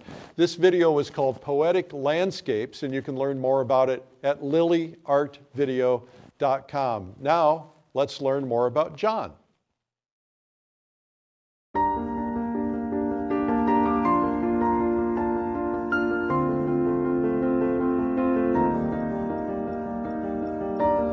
Hi, I'm Eric Rhodes, publisher of Fine Art Connoisseur and Plein Air magazines. And today we have John MacDonald with us. John, welcome. Thank you. It's great to be here. So you and I first met in the Adirondack Mountains, I believe. We did at your event, I think 4 or 5 years ago. So what I thought was really fascinating is I didn't know about you. You know, people have, there are regional stars, if you will, and you live in the Berkshires, and you're well known in the East, in the region, but I wasn't aware of you because I don't live in the Berkshires. I live in the Adirondacks in the summer. But what I found fascinating is that people were kind of globbing onto you and watching you paint and wanting to learn how you paint. And that's when I gained a lot of respect for you as a painter, when I first saw your paintings. And you know, we bring them in at night and everybody's looking at everybody's paintings, and yours were standing out above the crowd. So one of the reasons you're here is because of that opportunity when we met at the Publishers Invitational in the Adirondacks. Such a great event. Yeah, terrific event. Yeah, it's a lot of fun, isn't it? It is. It is, and I've spoken to so many artists. I think what we like about that is the feeling of camaraderie, the lack of a hierarchy, where you can just go and paint, rub shoulders with beginners, with masters, and just pick up on everybody's energy, and being reminded constantly by the most raw recruits to the art, the very beginning painters, of the important questions to ask. I invariably come back from the Adirondacks having learned something that I learned from a very beginner painter. Sometimes it's just an attitude, you know, so it's good. It's a great event, yeah. So last year, I was driving to Boston, and I decided to stop at your studio. And we did a little video of a studio visit. Yeah. But what I was fascinated with was your process, which you'll be talking about, I'm sure. But you have used technology to aid your process. Tell me a little bit about that. Well, it came out of a stretch of maybe 15 years when my wife and I, our first of two sons was born, and I realized that financially I wanted to just contribute a little more to the family's income. So I went back to what I'd always been doing on the side as a freelance illustrator. And at the time I was using scratchboard, a black and white medium, using a sharp tool to scratch away ink on a white surface. And I absolutely loved it. It was like an etching. It could be like a woodcut. But more and more of my clients asked for color. And it's a nightmare to color because if you use watercolor dyes, it soaks into the ground of the scratchboard and looks awful. So I finally realized it was time to get a computer, and I started coloring the work in Photoshop. So over the course of 10, 12 years, I got very skilled in using Photoshop in a very narrow range of all that the program offers, but mainly about manipulating images. So that then around the 2000s, as I started to phase out my career as an illustrator and wanted to get back full-time as a painter, I realized I could use those skills to manipulate photographs. So that is, I would take a photograph, and in the old days, whether I printed it or it was on my monitor, I might grab my sketchbook and do 2 or 3 little thumbnails of different ways to crop it, different ways to apply the major values of the shapes, to establish the value structure of the painting with a pencil. I found that I could do a lot of that in Photoshop much more quickly, which allowed a lot more for me creative freedom. I could try 15 different croppings in the time it would take me to do 2 with the pencil. And it made me aware of just the power of the program. So although I still do quite a bit of plein air painting as much as I can for a variety of reasons, not the least of which it's just great training. It teaches you exactly what the camera cannot capture. But I do a lot of plein air, but almost all my larger work now in the studio, I use photograph sketches and, when I can, a plein air color study done on location. So there are some people who might scold you for using photographs, because there are some purists who believe that everything should be done from life, that everything is going to be distorted because of a photograph. Is it that you've trained yourself to understand what nature is going to do because you were plein air painting, so that when you do paint from a photo, you can get that sense of life? Yes, I can understand that attitude because I was there in the early 2000s.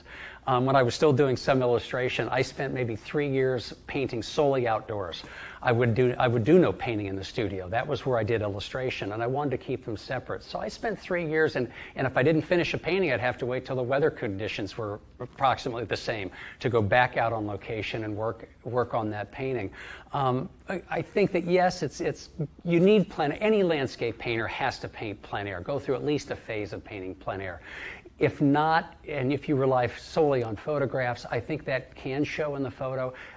Where a photograph, though, is a kiss of death for an artist is if the focus is outward and you are simply copying the photograph. So what I use photographs for often in Photoshop is I am not looking to create an ideal photograph that then I simply copy.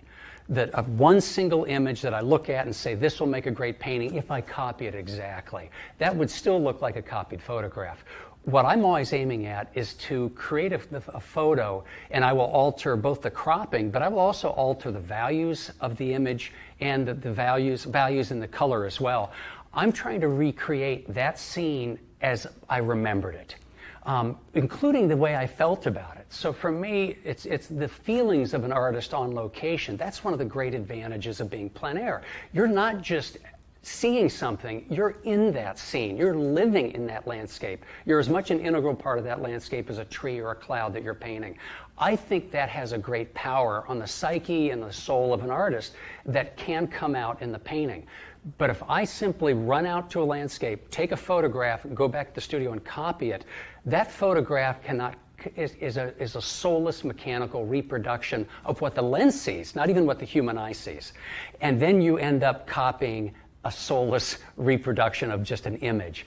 The camera cannot record your emotions, the artist's emotions, the artist's feelings. What attracted you to this scene in the first place? Often it has much more to do than just a simple color relationship or the story of an old tractor in the field. There is an emotional connection to the landscape that exists when we're plein air that cannot exist in the studio if all you do is rely on a photograph.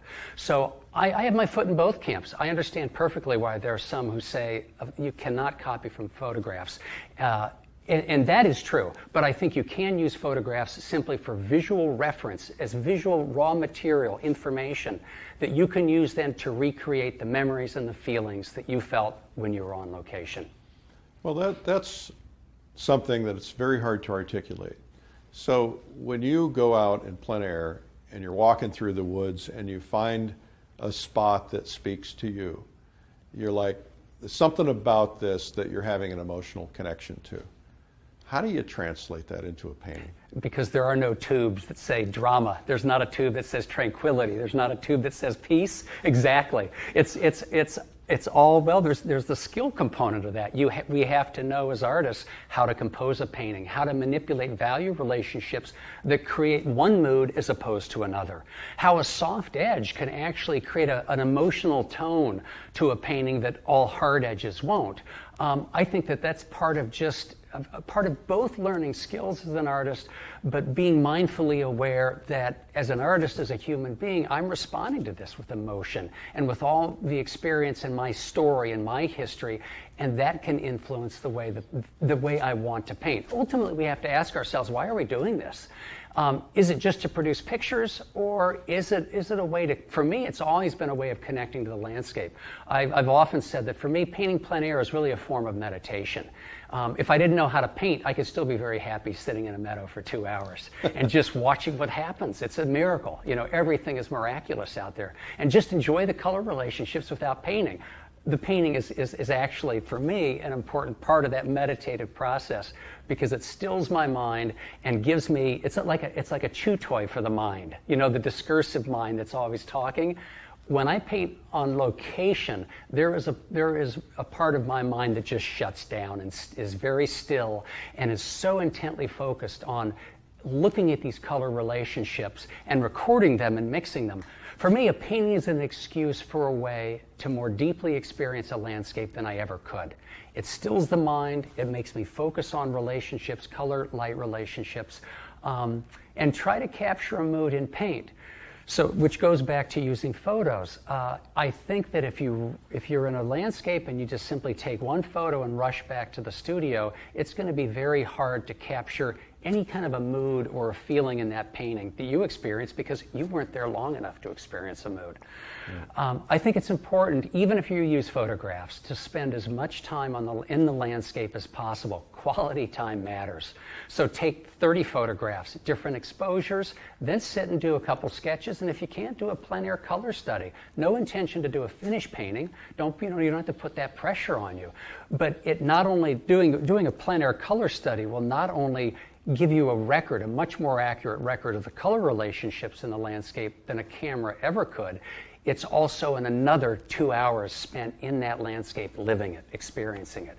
I know that Whistler, they said that Whistler was a huge advocate of painting from memory because he felt that was the essence of the landscape, is what we remembered, because we would only remember the most important things, what that landscape meant to us. So I think that's absolutely true. To go out into a landscape and experiencing it is going to affect you in a way that can come out in your paintings in a way that you will not happen if you just rush out, take one photograph, and then go home and paint it in the studio. If that makes sense. It makes a lot of sense, and I've heard a couple of different philosophies on that. One philosophy is get out, find the spot that you respond to, set up your gear, and then don't put yourself under any pressure. Just sit there, enjoy it, look around, take in the birds and the sounds and the breeze on your face and the movement, and just actually take it all in and kind of get into kind of a meditative process. The painters in Russia that I've met and painted with, most of them are Orthodox, and they actually use painting as a form of prayer. They put themselves into a meditative state. But I've also heard some people say that the minute that you get there, get the part that you're excited about down on the canvas first. So if maybe it's the bark on a particular tree, don't try to execute the entire painting, but focus on getting that one piece first, because we get tired, we get fatigued, and so at least if you get that, you've got the primary thing. I absolutely agree with that. And in fact, even when I don't have the time for a plein air study, but I'm on location and I know I have enough time to take photos, and I love to spend at least a half an hour on location to soak it in. That's so important to do that. I will almost always, even with camera in my hand, if I don't have my painting gear, ask myself, what is it about this scene that really is touching me? What is it that I'm so interested in? I have to identify that, because that is the message of the painting when I go back home. And I can't lose sight of that, whether or not it's the actual focal point, and often it is, but it's also just the message of the painting. For instance, I'm not a subject painter. That is, when I go out, I know a lot of painters love to paint an old barn or a tractor, or even in a city they might paint cafes or rundown factories. There's a narrative quality. They're telling a story in some ways, and that's a perfectly valid way of painting. Artists have done that for ages. I tend to be more of a formalist. When I'm in the landscape, I'm not concerned with a narrative that, oh, here's a farm, or here's an old tractor and the demise of agriculture. I'm much more interested in formal relationships, a mood, the atmosphere created by dramatic lighting or certain color or value relationships. So for me, I think it's especially important when I go out to ask myself, what exactly is it in this scene that I'm attracted to, that I feel such a pull towards wanting to put into paint? Often it's a quality of light. More often than not, I think as the years go by, it's a mood. I think at heart I am a tonalist. The American tonalist being a varied group, but George Inness, I think, was considered one of the premier founders of the group, and he was a deeply spiritual person. For him, painting the landscape was a way of prayer and a spiritual, a lesson in his spirituality, and his came out of his spiritual philosophy. So for me, that mood or atmosphere is a little more ambiguous than trying to capture, a certain tractor or something that's more geared towards subject matter. Well, I think for some of the people who might be viewing this, maybe you could get into a little depth about what tonalism really is. I think that being a tonalist is one of the most difficult things a painter can do, because you're interpreting everything differently, right? you're out there seeing bright colored grass, but you're not making it bright colored. You're Right. making everything within a range of tone.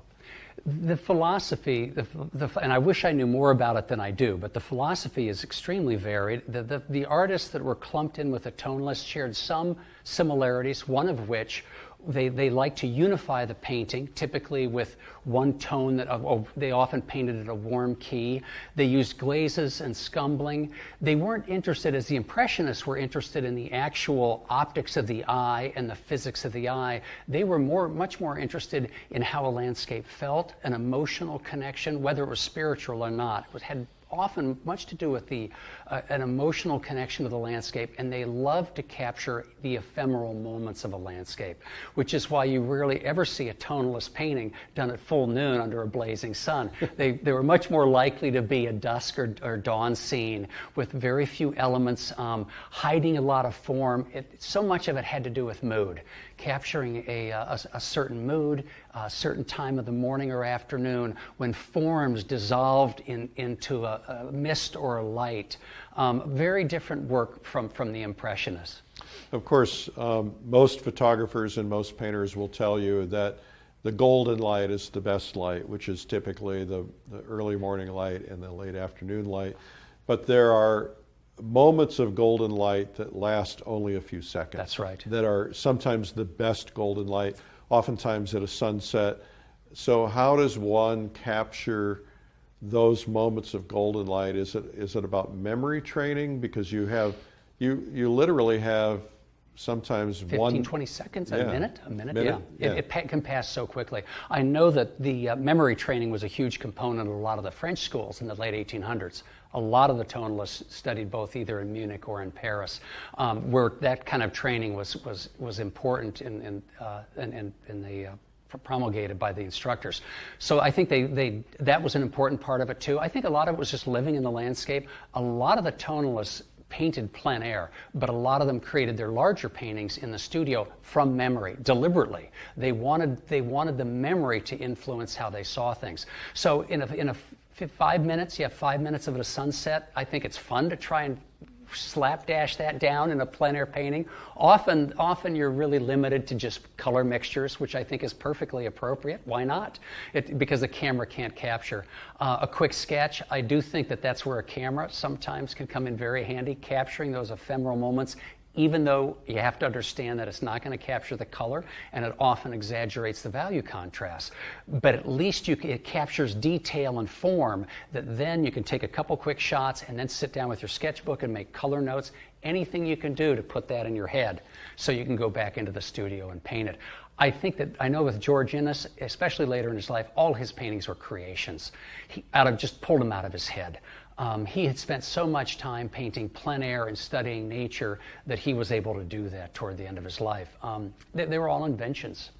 So if your intent was to do a sunset painting, for instance, in plein air, would you go in and lay out kind of the basic drawing elements and so on, and then wait till that 5 minute period of time to put your color in? Well, I can remember clearly 3 years ago or 4 in the Adirondacks, sitting on the beach near Paul Smith's with a group, spectacular sunset, and I think I did maybe 4 or 5 paintings in 45 minutes, not one of which, of course, would end up in a gallery. They weren't finished paintings. It was the experience and fun, but I think that the advantage of that is you don't have time to fuss. You take a large brush, you block in the color and values as quickly as you can and as accurately as you can, and it's a little bit like downhill skiing on a 3-diamond trail when you're really trained to be on the bunny slopes. It is an exhilarating and terrifying time to paint, but it's a lot of fun, and sometimes that's the only way you can capture it. I do think doing that, it's going to burn it into your memory, and coupled with those sketches and coupled with maybe a couple good photographs can lead to a successful painting in the studio. Yeah, well, the problem, of course, with photographs is that when you're photographing a sunset, you can never get it right, because That's right. Photographs, typically cameras average out the entire scene, which means the sky is different from the foreground. That's right. And so you can manipulate a photograph, but it's never as accurate or brilliant as what you see. Never. As a matter of fact, the Hudson River School painters were criticized for their bright Adirondack sunsets because nobody believed that could actually be true. They thought they had exaggerated them, and if anything, they were probably under-exaggerated. That's right. They were accurate. They were accurate. Yeah, interesting. It's just so colorful. Yeah. So let's go back just a step. Tell me about early days, interest in art. What got you excited about becoming an artist, becoming an illustrator? I think like so many artists, I always drew. You know, I was the kid whose margins of my books in grade school, frankly, I wish I'd kept some of them. I would draw scenes from Voyage to the Bottom of the Sea, if you remember that old, one of my favorite programs. So there were little submarines, and I went through all those phases. Into high school, I got more serious. I was actually taking art classes at our local, they called it the Lafayette Museum of Art in Lafayette, Indiana. Figure drawing classes in high school, and would often spend in the summer, do pen and ink drawings, set up a still life in our living room of a little flowers, and do drawings. I knew it by the time I was in high school that I was terrible at math and I loved art. And it seemed natural then to study art. My parents were very supportive. I was so fortunate for that. Although my father did both of them made the stipulation that I go to a university and get a rounded, more liberal arts education than just art. I could major in art, but they wanted me to be a little more rounded. I'm of both minds of that today. I have friends who left high school and studied in Florence for 2 years, and boy, that sounds like a great way to jump into the art world. I have really no regrets. And then I went to graduate school in painting and drawing, studied etching in France for 7 months, which was wonderful. Decided at the end that I didn't want to be a printmaker because the process took so much time that all the ideas were backing up, but it was all good experience. Well, let me just stop you right there, because you said two things I want to know more about. You studied printmaking in France. I want to know more about that. And you also talked before that about the school, but you didn't mention where you went. Oh, I went to Washington University in St. Louis. Okay. They had a very strong, I'll start with that maybe. They had a very strong art program. They had a very successful illustration program. At the time, they'd produced 2 or 3 of the real top names, of Bernie Fuchs and of course, I'm totally blank. Even Mike Peters, the political cartoonist, who's quite well known, came out of WashU's illustration program. At the time, and nothing against them, because there's a lot of abstract work I love, but the painting faculty were entirely abstract expressionists. I wanted to learn how to paint light and form, and that wasn't their thing. So I ended up studying illustration, because the illustration instructors, that's what it was all about. They would teach you how to do a portrait and how to do a still life and how to do a landscape. So I was a illustration major. And then following college, went to France. I love the etching. I love the graphic quality of the black and white work. But I was taught in a school that was very traditional, where we bought the copper plates and we spent a day polishing the plate. And then you would mix the wax, the varnishes. And I found that I was, meanwhile, walking the streets of Avignon with a sketchbook, coming upon scene after scene that I wanted to translate into an etching. But the process, it took me a week to do one etching. And by that time, I had 10 sketches I wanted to do. And by the second week, I had 30 sketches. I realized I was never going to catch up with this. So it was just a lesson that at that point, I realized the process was so time-consuming. It was just not for me. So was there an etching school that you attended? It was a professional, a woman who ran her own atelier, and she would do work, take outside assignments to do work, and produce her own work, and she just took on students. It was very small, but a wonderful experience. But then I came back and went back to grad school for drawing and painting. I always had known that at that time I was still painting, but starting as a freelance illustrator. And I knew that I wanted my foot in both. And as my illustration career took off and it became fairly successful, I was actually able to help send our boys to college with it. I realized that illustration paid the bills, but painting fed the soul. And I needed both. At that time in my life, I needed both. I felt too that the illustration, I had friends who were painters who were unable to support themselves, so they waited tables. I decided that I would rather spend that time drawing as an illustrator that would increase my drawing skills. So looking back, I have no regrets of the portion of my life I've spent as an illustrator. For that very reason, it really fine-tuned my drawing skills, which I think now have come to help with my painting. Well, the illustration business completely changed right about the time you were kind of winding down that part of your career and moving more into painting. I was so fortunate. The timing was perfect. I remember, well, I remember at one point in the early 2000s, maybe it was the late 1990s, I was so busy that within 1 week I turned down a job from the Wall Street Journal, the U.S. News and World Report, and I think the Los Angeles Times, and I knew at that moment I'd made it. That if I could afford to turn, some fairly big clients down, and they were fine with it because they knew I was busy. So at that point I was working and frankly doing very little painting. I was just so busy. I had 5 or 6 jobs a week. I was working 6 days a week. I would take Sundays off, and often working 12 or 14-hour days. I knew I had to pay my dues, and I think that went on for 2 years until my wife had a talk with me. And then we started taking the weekends off together, which was great. But I think it was in the mid-2000s that my heart wasn't in it anymore. The industry had changed quite a bit. Deadlines became tighter. The pay continued to drop. And it just didn't feel the same. And I think that by that time, too, I was probably in my late 40s, I guess it would have been late 40s, I was looking forward to just painting again and really getting back into painting in a very serious way. In 2008, when the market crashed there, what few illustration jobs I had completely disappeared. So I was very fortunate. I was ready to get out of illustration just at the time that the industry suffered a severe setback in 2008. Magazines, I think within 1 year, 5 of my magazine clients went out of business.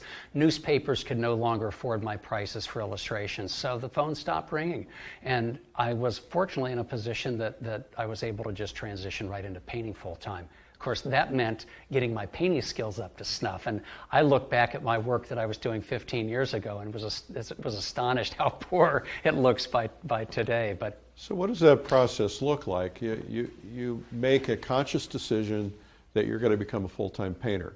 Now you've got a whole different set of pressures because you not only have to get your painting up to snuff, you have to get your paintings out there, you have to get into the market, so to speak. That's right. What was that process like for you of getting your paintings up to snuff and then getting them to the point where you could make a living? Well, I think that both of those cases were addressed by what I learned as an illustrator. When I first started in illustration, I produced what I thought were my best 8 pieces of work, all different media, all different subjects, and at great expense I sent out 400 pieces to art directors and I got absolutely 0 responses. So I thought, I'm not doing this right. So I went to Barnes & Noble and I bought a book that just happened to be out, Marketing and Business Skills for Illustrators, and absolutely devoured it. And 4 months later, I had identified my style that I wanted. I identified the market I wanted to advertise to, and within 6 months, I was busy. So I learned the lesson that you have to market, that it's not going to happen accidentally. I think a lot of when I was young, thought, no, let the quality of my work speak for itself. That's true. The quality speaks at a certain level, but there are a lot of beautifully talented artists who are still, having to struggle to put food on the table. You have to market. So I learned that from illustration. In terms of getting my skills up to snuff, I think it was the work ethic from illustration that it just became very normal for me to go into the studio at 7 in the morning and leave at 5 o'clock at night and just work and work. You have to treat it like a job. It is, and it was a job, but it didn't feel like a job because I love doing it. I loved it. Yeah. But I think this is one of the problems that a lot of painters struggle with is that they're trying to get their careers on fire, they're trying to launch their careers, but they're not spending any time in marketing, which is why we're doing a lot of marketing training. That's right. But they're also easily distracted. What I tell them is, look, you've got to go in there. If you moved from your full-time job as a dental hygienist or a doctor or a lawyer or whatever you were doing, you have to take that same amount of time or probably more and get in there and be disciplined and apply it to your work. Get right. in there. Don't mess around in the morning. Just get to work and work all day. That's huge. And I know you'd agree with this. Eric Maisel, who's the founder of Creativity Coaching and has put out some wonderful books for artists, he once said something that I know you have often alluded to in the talks, and I listened to your art marketing boot camp. If anything that supports your work is part of your work. So marketing can be such an important part of your career as a painter that it is as important as painting. Because without the marketing, there are going to be no galleries, no sales, and then you may not be able to afford to paint.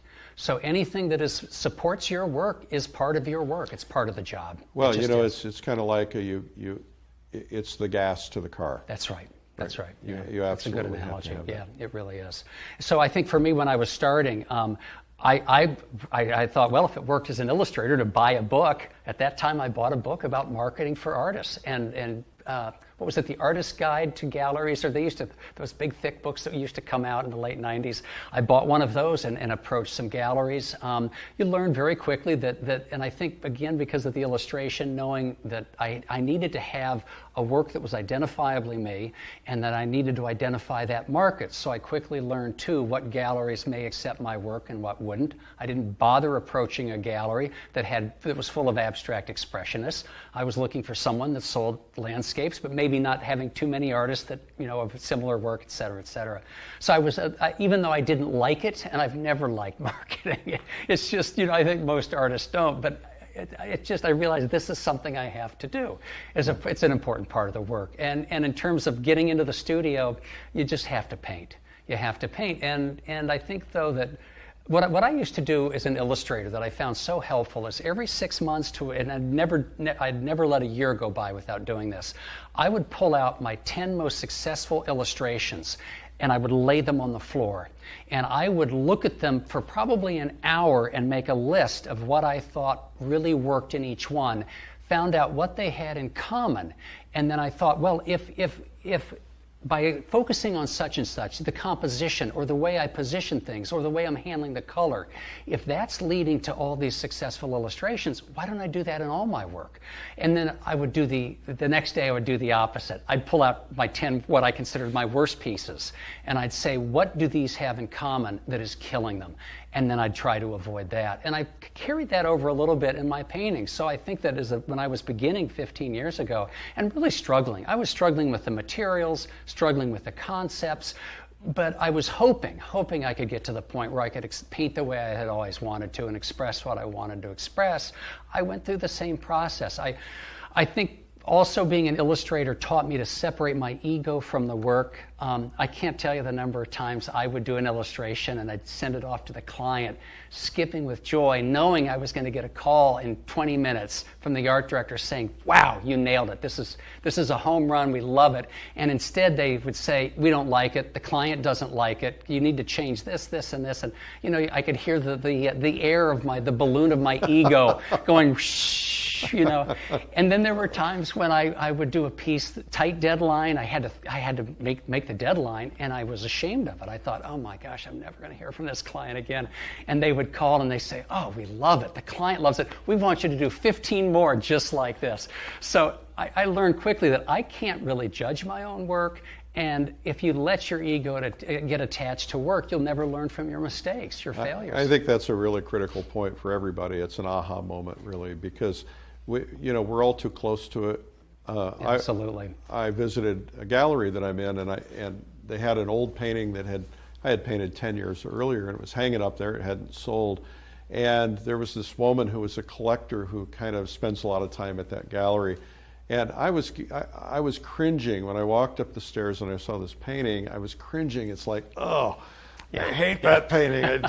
And I was about ready to say something about it because I was almost apologetic, right? And I was about ready to say something, and this woman says to me, you know, this is my favorite painting of yours that I've ever done, and I'm just saving my money so that I can own this piece. Yeah, and I was about to go, you know, what a horrible painting. Yeah. And so I think that the problem is that we can't see our own work. So how do you know when you're good? How do you know when a painting is good? So you're trying to elevate your work, and you can't see it yourself. You can't always see what works, especially in the beginning when you don't have sales, when you haven't had a gallery. Is there a tool, a way to find out? Is it going to other people to get insights? How did you do it? Let me first go back to because you said you don't know if you're good or the painting is good. And let me just quickly separate these two. I don't think it's helpful to worry about whether other artists think I'm good or the world, frankly, because I can't judge. I don't know.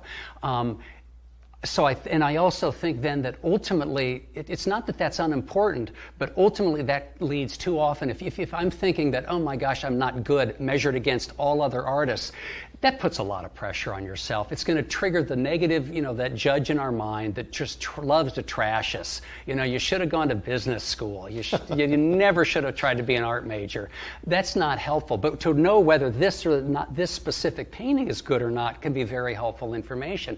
I think as I look back, I wouldn't call it a mistake. I would probably change it if I could go back, but I, for some reason, just always felt like I needed to figure this out myself. So between grad school and say where I am, certainly where I am now, I've taken very few I've taken workshops, but very few. I always, I don't know, felt like it wasn't that I didn't need to go to other artists as much as it just never occurred to me that I could ask for help. I have felt that I have to figure this out. So for me, I often would compare my work to the masters, Monets, the Inneses, the Sargents, and say, well, I can see clearly that I don't have the brushwork of Sargent, I don't understand the color like Monet, and I don't understand composition or value like Innes. So I would just study them, and then go out and just keep painting. And always comparing a successful painting of mine to an unsuccessful, and trying to learn again, what did I do here that worked, and again comparing it with other artists. Then later, maybe 10 or 15 years ago, I started to really pay attention to what other artists were doing. I had always up to that point focused really on the great old masters, and I would often run into art magazines, a Plein Air magazine, and I would be attracted to, wow, that's a killer painting, or, well, I don't know about that painting. I never bothered to follow specific artists. I never really paid much attention to what was going on in this country today in plein air painting, landscape painting. That dramatically changed everything, and it has been so helpful. Connecting with other artists, I now have I've become friends with just some terrific artists who have no compunction at all about saying, that sky's not working in that painting.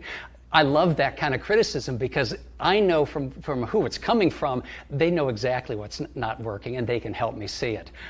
So I think that, yes, talking to other artists, looking at magazines, Plein Air magazine is a wealth of a range of talents, and it, again, though, it's one of those things that you can learn from someone who's a beginner as much as you can from a master, just by listening to what they're saying and often being reminded of, oh, yes, I've been overlooking that. That's interesting what this so-called beginner said. So, well, one of the values of an event like going to the Plein Air Convention or going to the Adirondacks or Fall Color Week or one of those events we do is when you're around 20, 30, 40, 50, 100 other artists, and you may be painting in the same place. As you know, in the That's Adirondacks, right. We typically go to this one scene that we all paint together, and there's a row of 100 artists that are lined up, right. And yet if you walk from painting to painting, nobody's doing the same thing. That's Nobody's right. doing the same scene. One person is focusing in on a lily pad, another person is focusing on the peak of That's a mountain. Right. And what it does by being around others is it opens your eyes to other possibilities that you hadn't thought of. The danger in all of that is, of course, is to go back to your painting and scrape it off and change it and go for something different. Feel that you have to adopt somebody else's style rather than staying true to yourself? That's right. Yeah. And one of the things I now try to avoid, you probably do the same thing, is if I'm painting with other people, I don't even want to walk over and look at what they're painting because all of a sudden I'll be, oh, I should have done that in the sky, and start playing with that. You just have to kind of be true to yourself. You do. You said something else that I think is a really important aha moment for a lot of people, and that is the idea of magazines and books and really museums. So museums are your friends, and I find Absolutely. that the artists who seem to be the most successful, the ones who are embraced most by collectors, the ones who are financially the most successful, I find that they spend a lot of time in museums. I see that these people will get on an airplane and go to a show. When the Sorolla exhibit was in America, they'd get on an airplane and fly across the country to go see that show and to study those paintings. I find that the artists that have the most success are the ones that are going to the museums more frequently, and they return to the masters. That's right. And they're, in many cases, they're getting permission to go and copy them on location. Talk to me about that. Well, I think that for me, it was an absolute revelation to see in both Monet and Innes, I think, were huge influences on me when I was young. And it's one thing to study even the most beautiful reproductions, but to study the paintings themselves, to study the surfaces and comparing the two artists. I think of Monet, and where I live in Williamstown, Massachusetts, we're just gifted with the Clark Museum, small museum that has one of Monet's cathedrals and a wonderful Impressionist collection, and also has 9 Inneses. So I'm so lucky to be able to just, a quick aside, there was one time I was out in a field painting, struggling with the edge of a tree line against the sky, and it was driving me crazy. I dropped everything, left my easel sitting in the field, got in the car and drove into the Clark because I knew they had a Corot that was just essentially almost the same scene. And I ran up and looked at the painting, made a couple notes, and I was back in the field painting. I wanted to see how he did it. So that's purely a good fortune of having that kind of easy access. But to see the surfaces especially, I think for both Innes and Monet, I had no idea that when you're young and just accustomed to seeing these little reproductions, that these paintings, it isn't the size of them, it's the looseness, the roughness of the handling of the paint. And it's so clear that they were caught up in the joy of the process and they weren't fiddling with it. It's clear that they just weren't uptight about every brushstroke. There's a certain energy and a getting lost in the process that comes through in the surfaces of their painting. So I think for me, often when I go seeing Sorolla's murals in the Hispanic Society in New York was a revelation. 20 feet by 40 feet. It looks like he was painting these things with a 6-inch house brush. He almost had to. And they're so loosely done. And I realized he's not sweating the details. He's lost in the moment the joy of painting, certainly, but there was absolute method to his madness. There's an energy in the painting and a confidence that I think you just would never get from looking at a reproduction. Well, you can usually get the answers from the paintings. Mm-hmm. But you can. If you could sit down with one of those artists from the past, maybe George Innes, what question would you ask him? That's a great. Maybe I'd first ask him how he reacts when he totally screws up a painting that he thought was going to be a success, a 30 by 40, And I know his attitude was, this isn't working. I'll just try something else. I would love to have gotten into his head about the way he composes his scenes and his value structure. There are several paintings I've seen of his in which I think they presage they're so far ahead of their time. The composition is so abstract, and I'm such a huge advocate of painting and of identifying the basic value structure of a scene, those 2 to 5 values, the light sky, dark fields, because I see that in great painting after great painting. Contemporary painters, the old masters, those who really can produce a stunning landscape, always, you can see they have analyzed that value structure and nailed it. They've got it down. Innes's values are all over the map.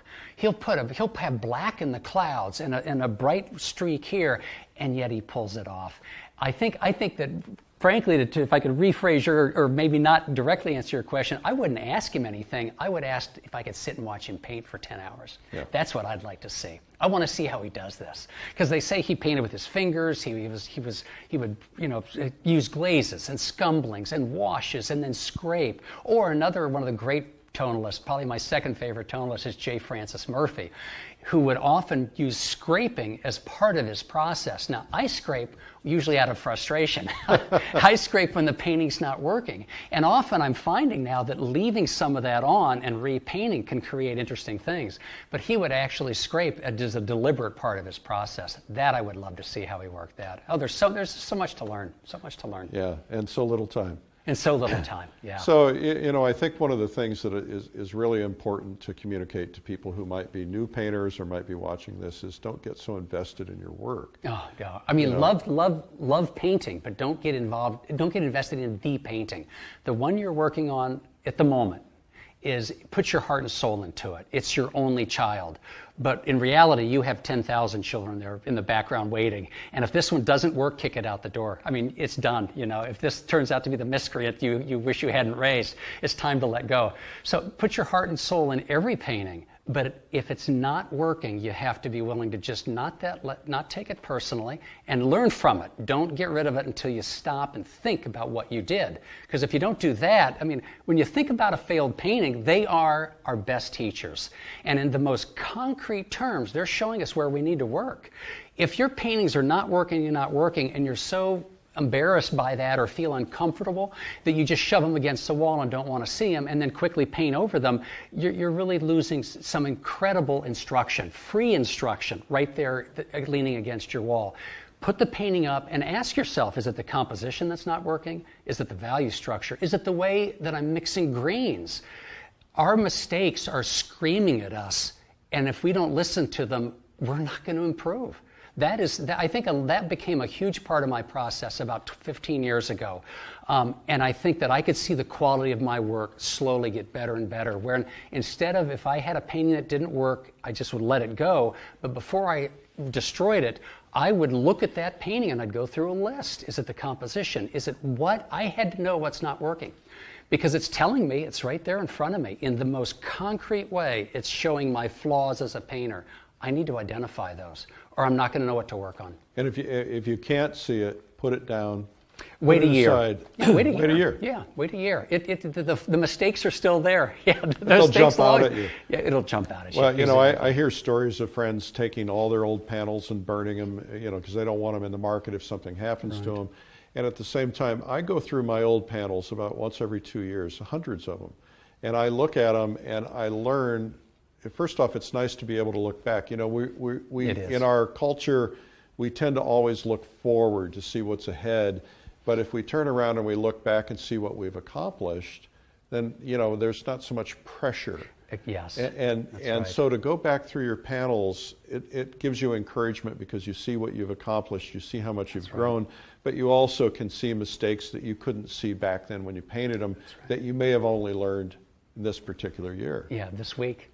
Yeah, that's right. No, it's absolutely, yeah, that's right. I've had moments where I've been totally frustrated by a painting and I've taken a bunch of just black paint and just out of anger, you know, gone over it, and then realizing, gee, this was stupid, and then I wipe it down, and I ended up with one painting ended up with this wonderful highlight inside the texture of the brush strokes, and it just made the whole thing come alive, and that unified color, in spite of the fact that it tied it all together. And I knew a painter who once used to do that. He would, after he did everything, he glazed with a color that unified everything. Do you ever do anything like that? I do that all the time. In fact, I even now jokingly refer to it as creative destruction.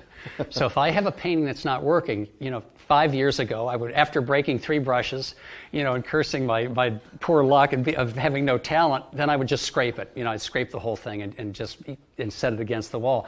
Now, instead, if I really decide that I've learned what I need to from this painting, I messed up the composition. Okay, I might as well stop right now. But instead, what I'll often do is take a roll of paper towels and simply wipe maybe the sky and then wipe paint off some of the, trying to keep the major value shapes together. Yeah. And then if that doesn't bring the painting together, and often it can, what I'm finding it often does is it brings, if I have too many value variations in these shapes, it'll bring those values together. It eliminates all the details, so I'm no longer distracted by that. It will, by wiping certain areas, tie the colors together. I'm essentially blending the colors. And if that doesn't quite bring it back, then I'll start to wipe more. And I'm finding that usually with about each layer of wiping reveals a different painting.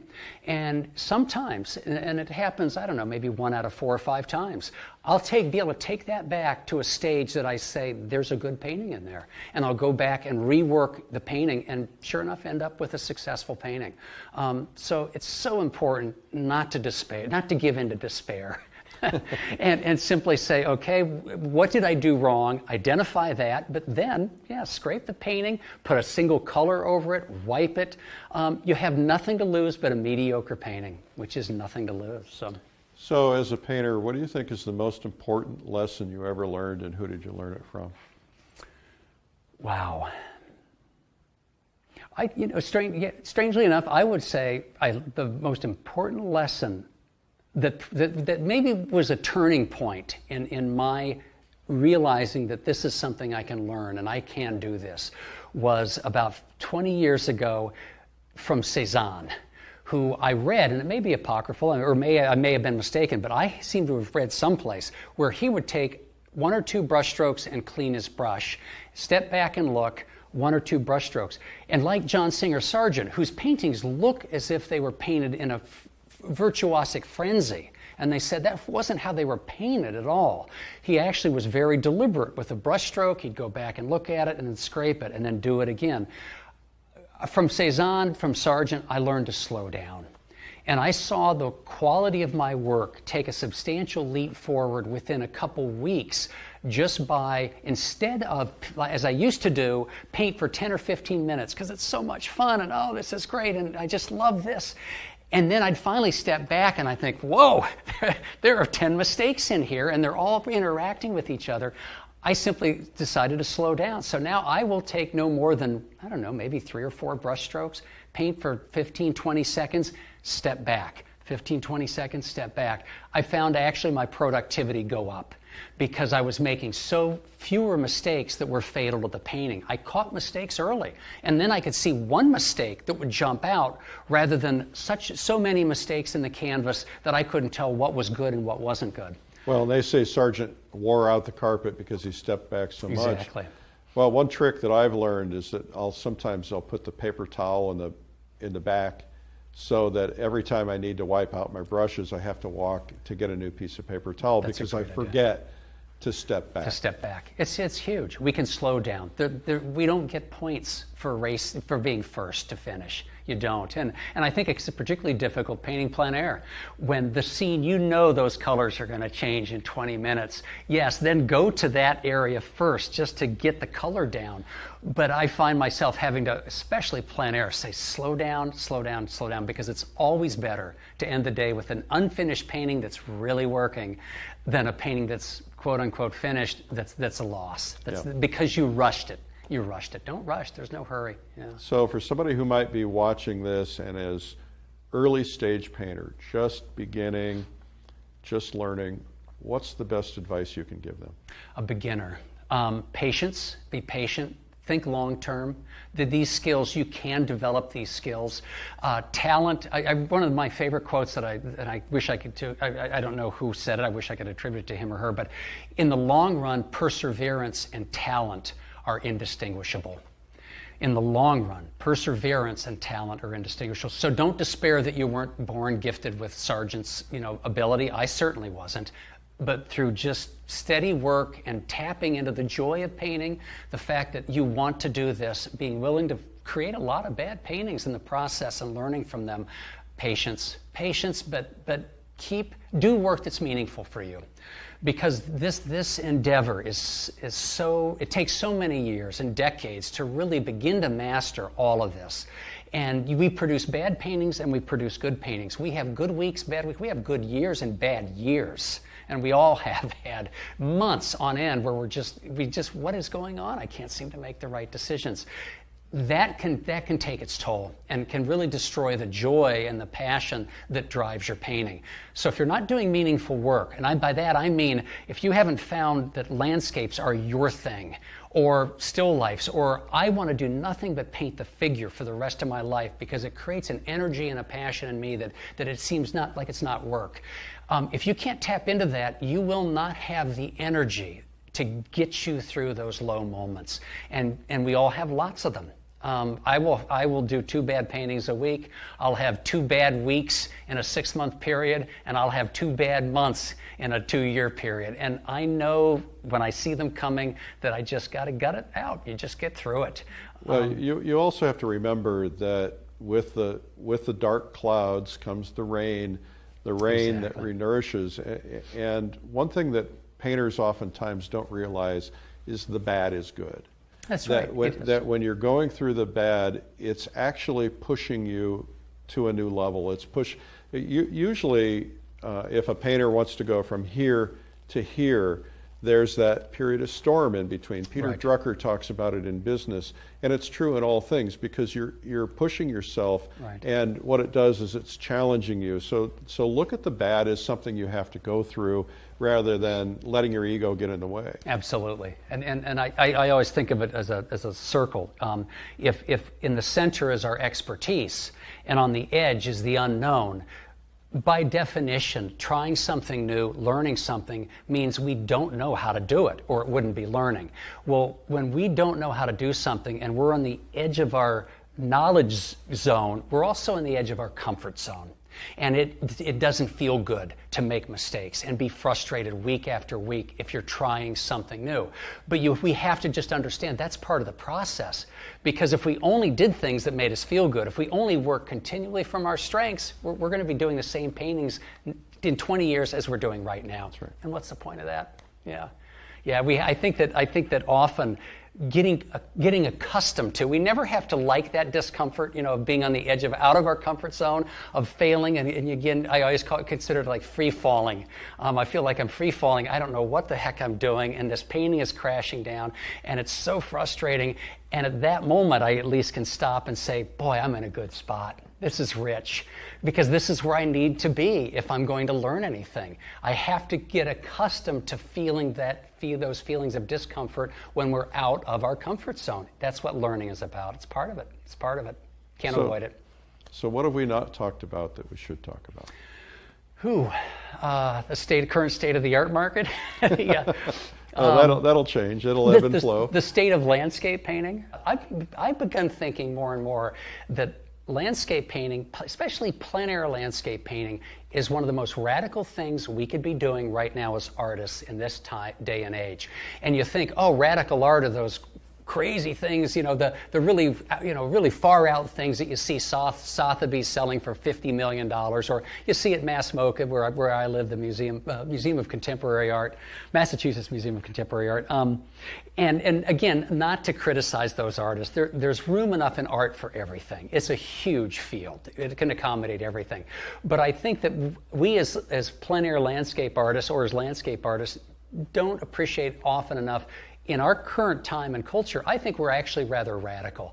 To paint on location means that we're more concerned with experiencing this beautiful environment of ours, which is endangered, and celebrate the beauty of that. I think in general to paint landscapes is to celebrate our connection with the earth, to celebrate beauty, which I think in the contemporary art circles is looked at as with a little, bit of an askance eye.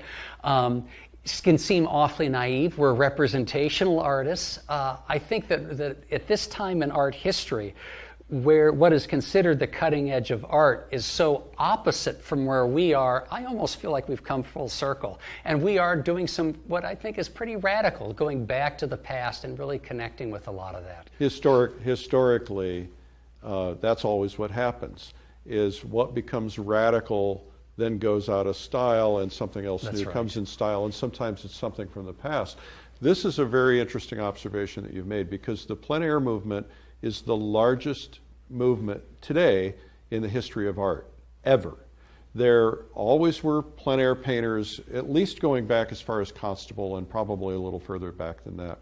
But there weren't large groups of people who painted. Probably the largest group of plein air painters back was when the Impressionists were painting together, and there were 5 or 6 of them.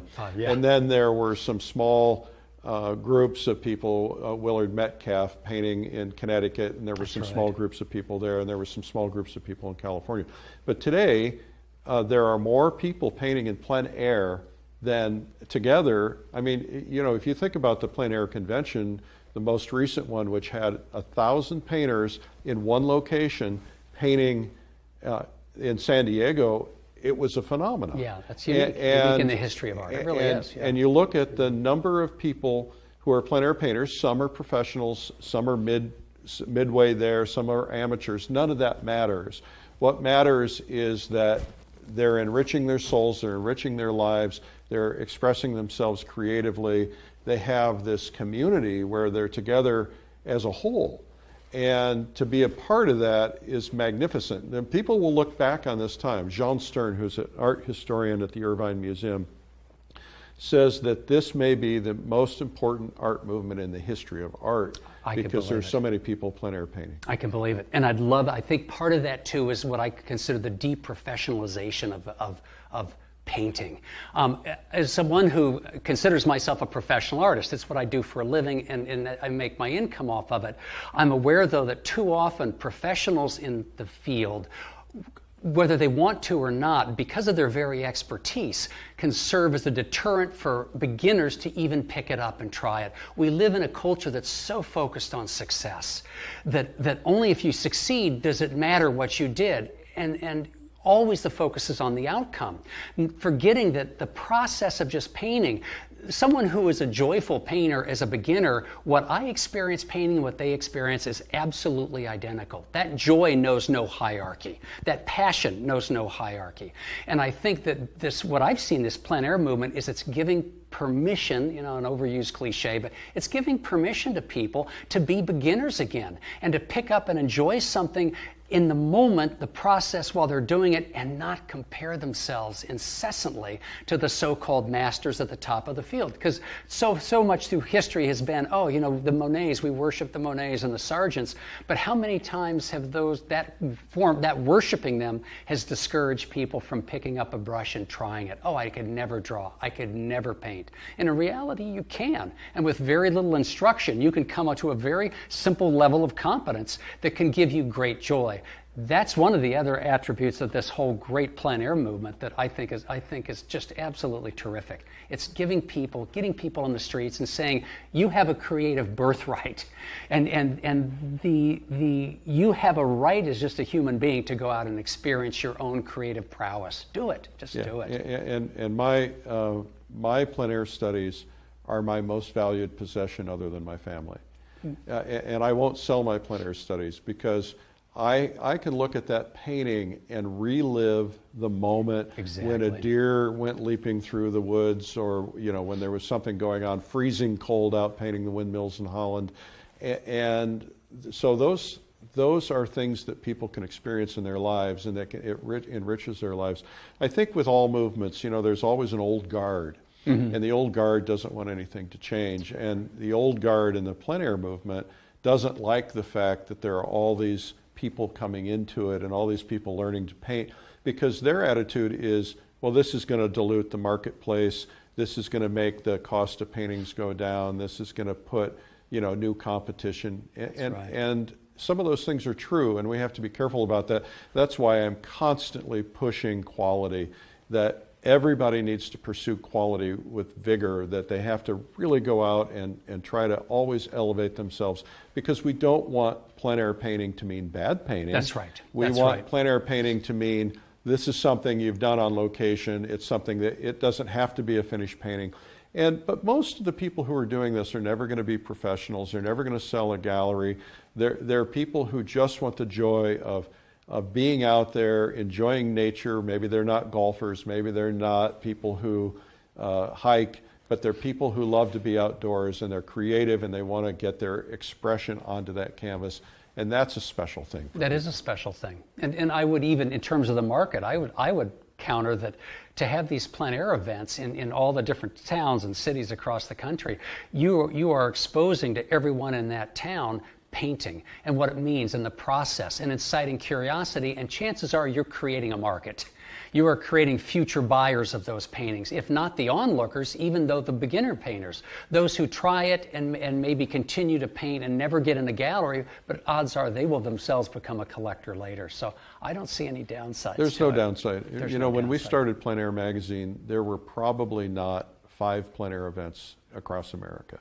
Today there are hundreds of events that are attracting people from the local community who are going home and putting original art into their homes instead of posters or reproductions. Right. And you know, as I've been to your studio, I know that when you're surrounded by original artwork, it completely changes the nature of your environment.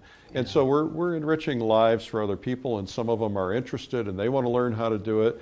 It's amazing to me how many collectors are now becoming plein air painters because they have gone to these events and somebody has done a workshop and they've been inspired.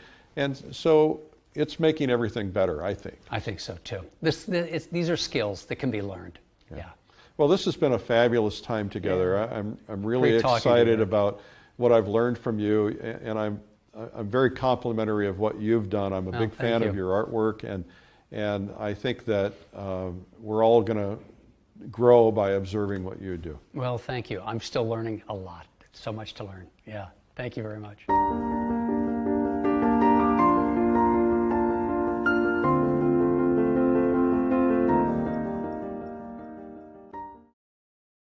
That was from Poetic Landscapes with John MacDonald. Hope you enjoyed it. You can learn more about it at lilyartvideo.com. I'm Eric Rhodes. Thanks for watching.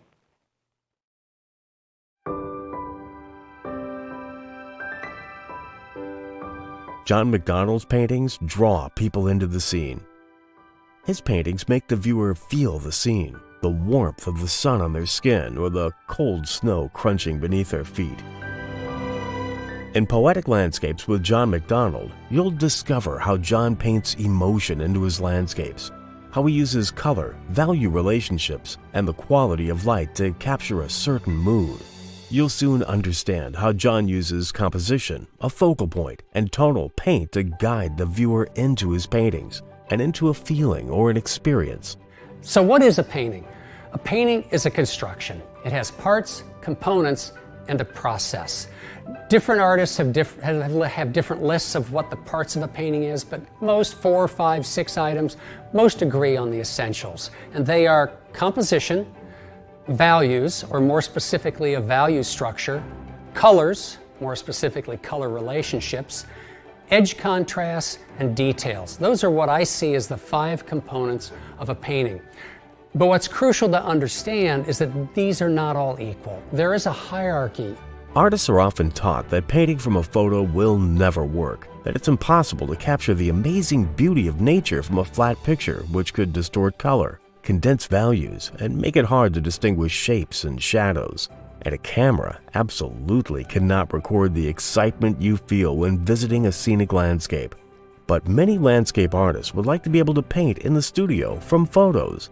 The point of using photographs is not to find one photograph you can copy, but a variety of photos that all give you visual information, and hopefully one photograph that can capture enough of the value relationships that you can use that as information regarding the values and the details. As I mentioned, that being, I think, the best advantage of using a photo. John will show you how to have the best of both worlds, to enjoy nature while you're there, and to set yourself up to later capture that beauty on canvas in such a way that as you paint, you'll feel like you're right back there, enjoying every moment and taking in everything nature offered you. And whether or not you paint fully on location or also paint in the studio, soon you'll be creating more dynamic paintings that draw the viewer's eye in to feel the emotion that you've painted.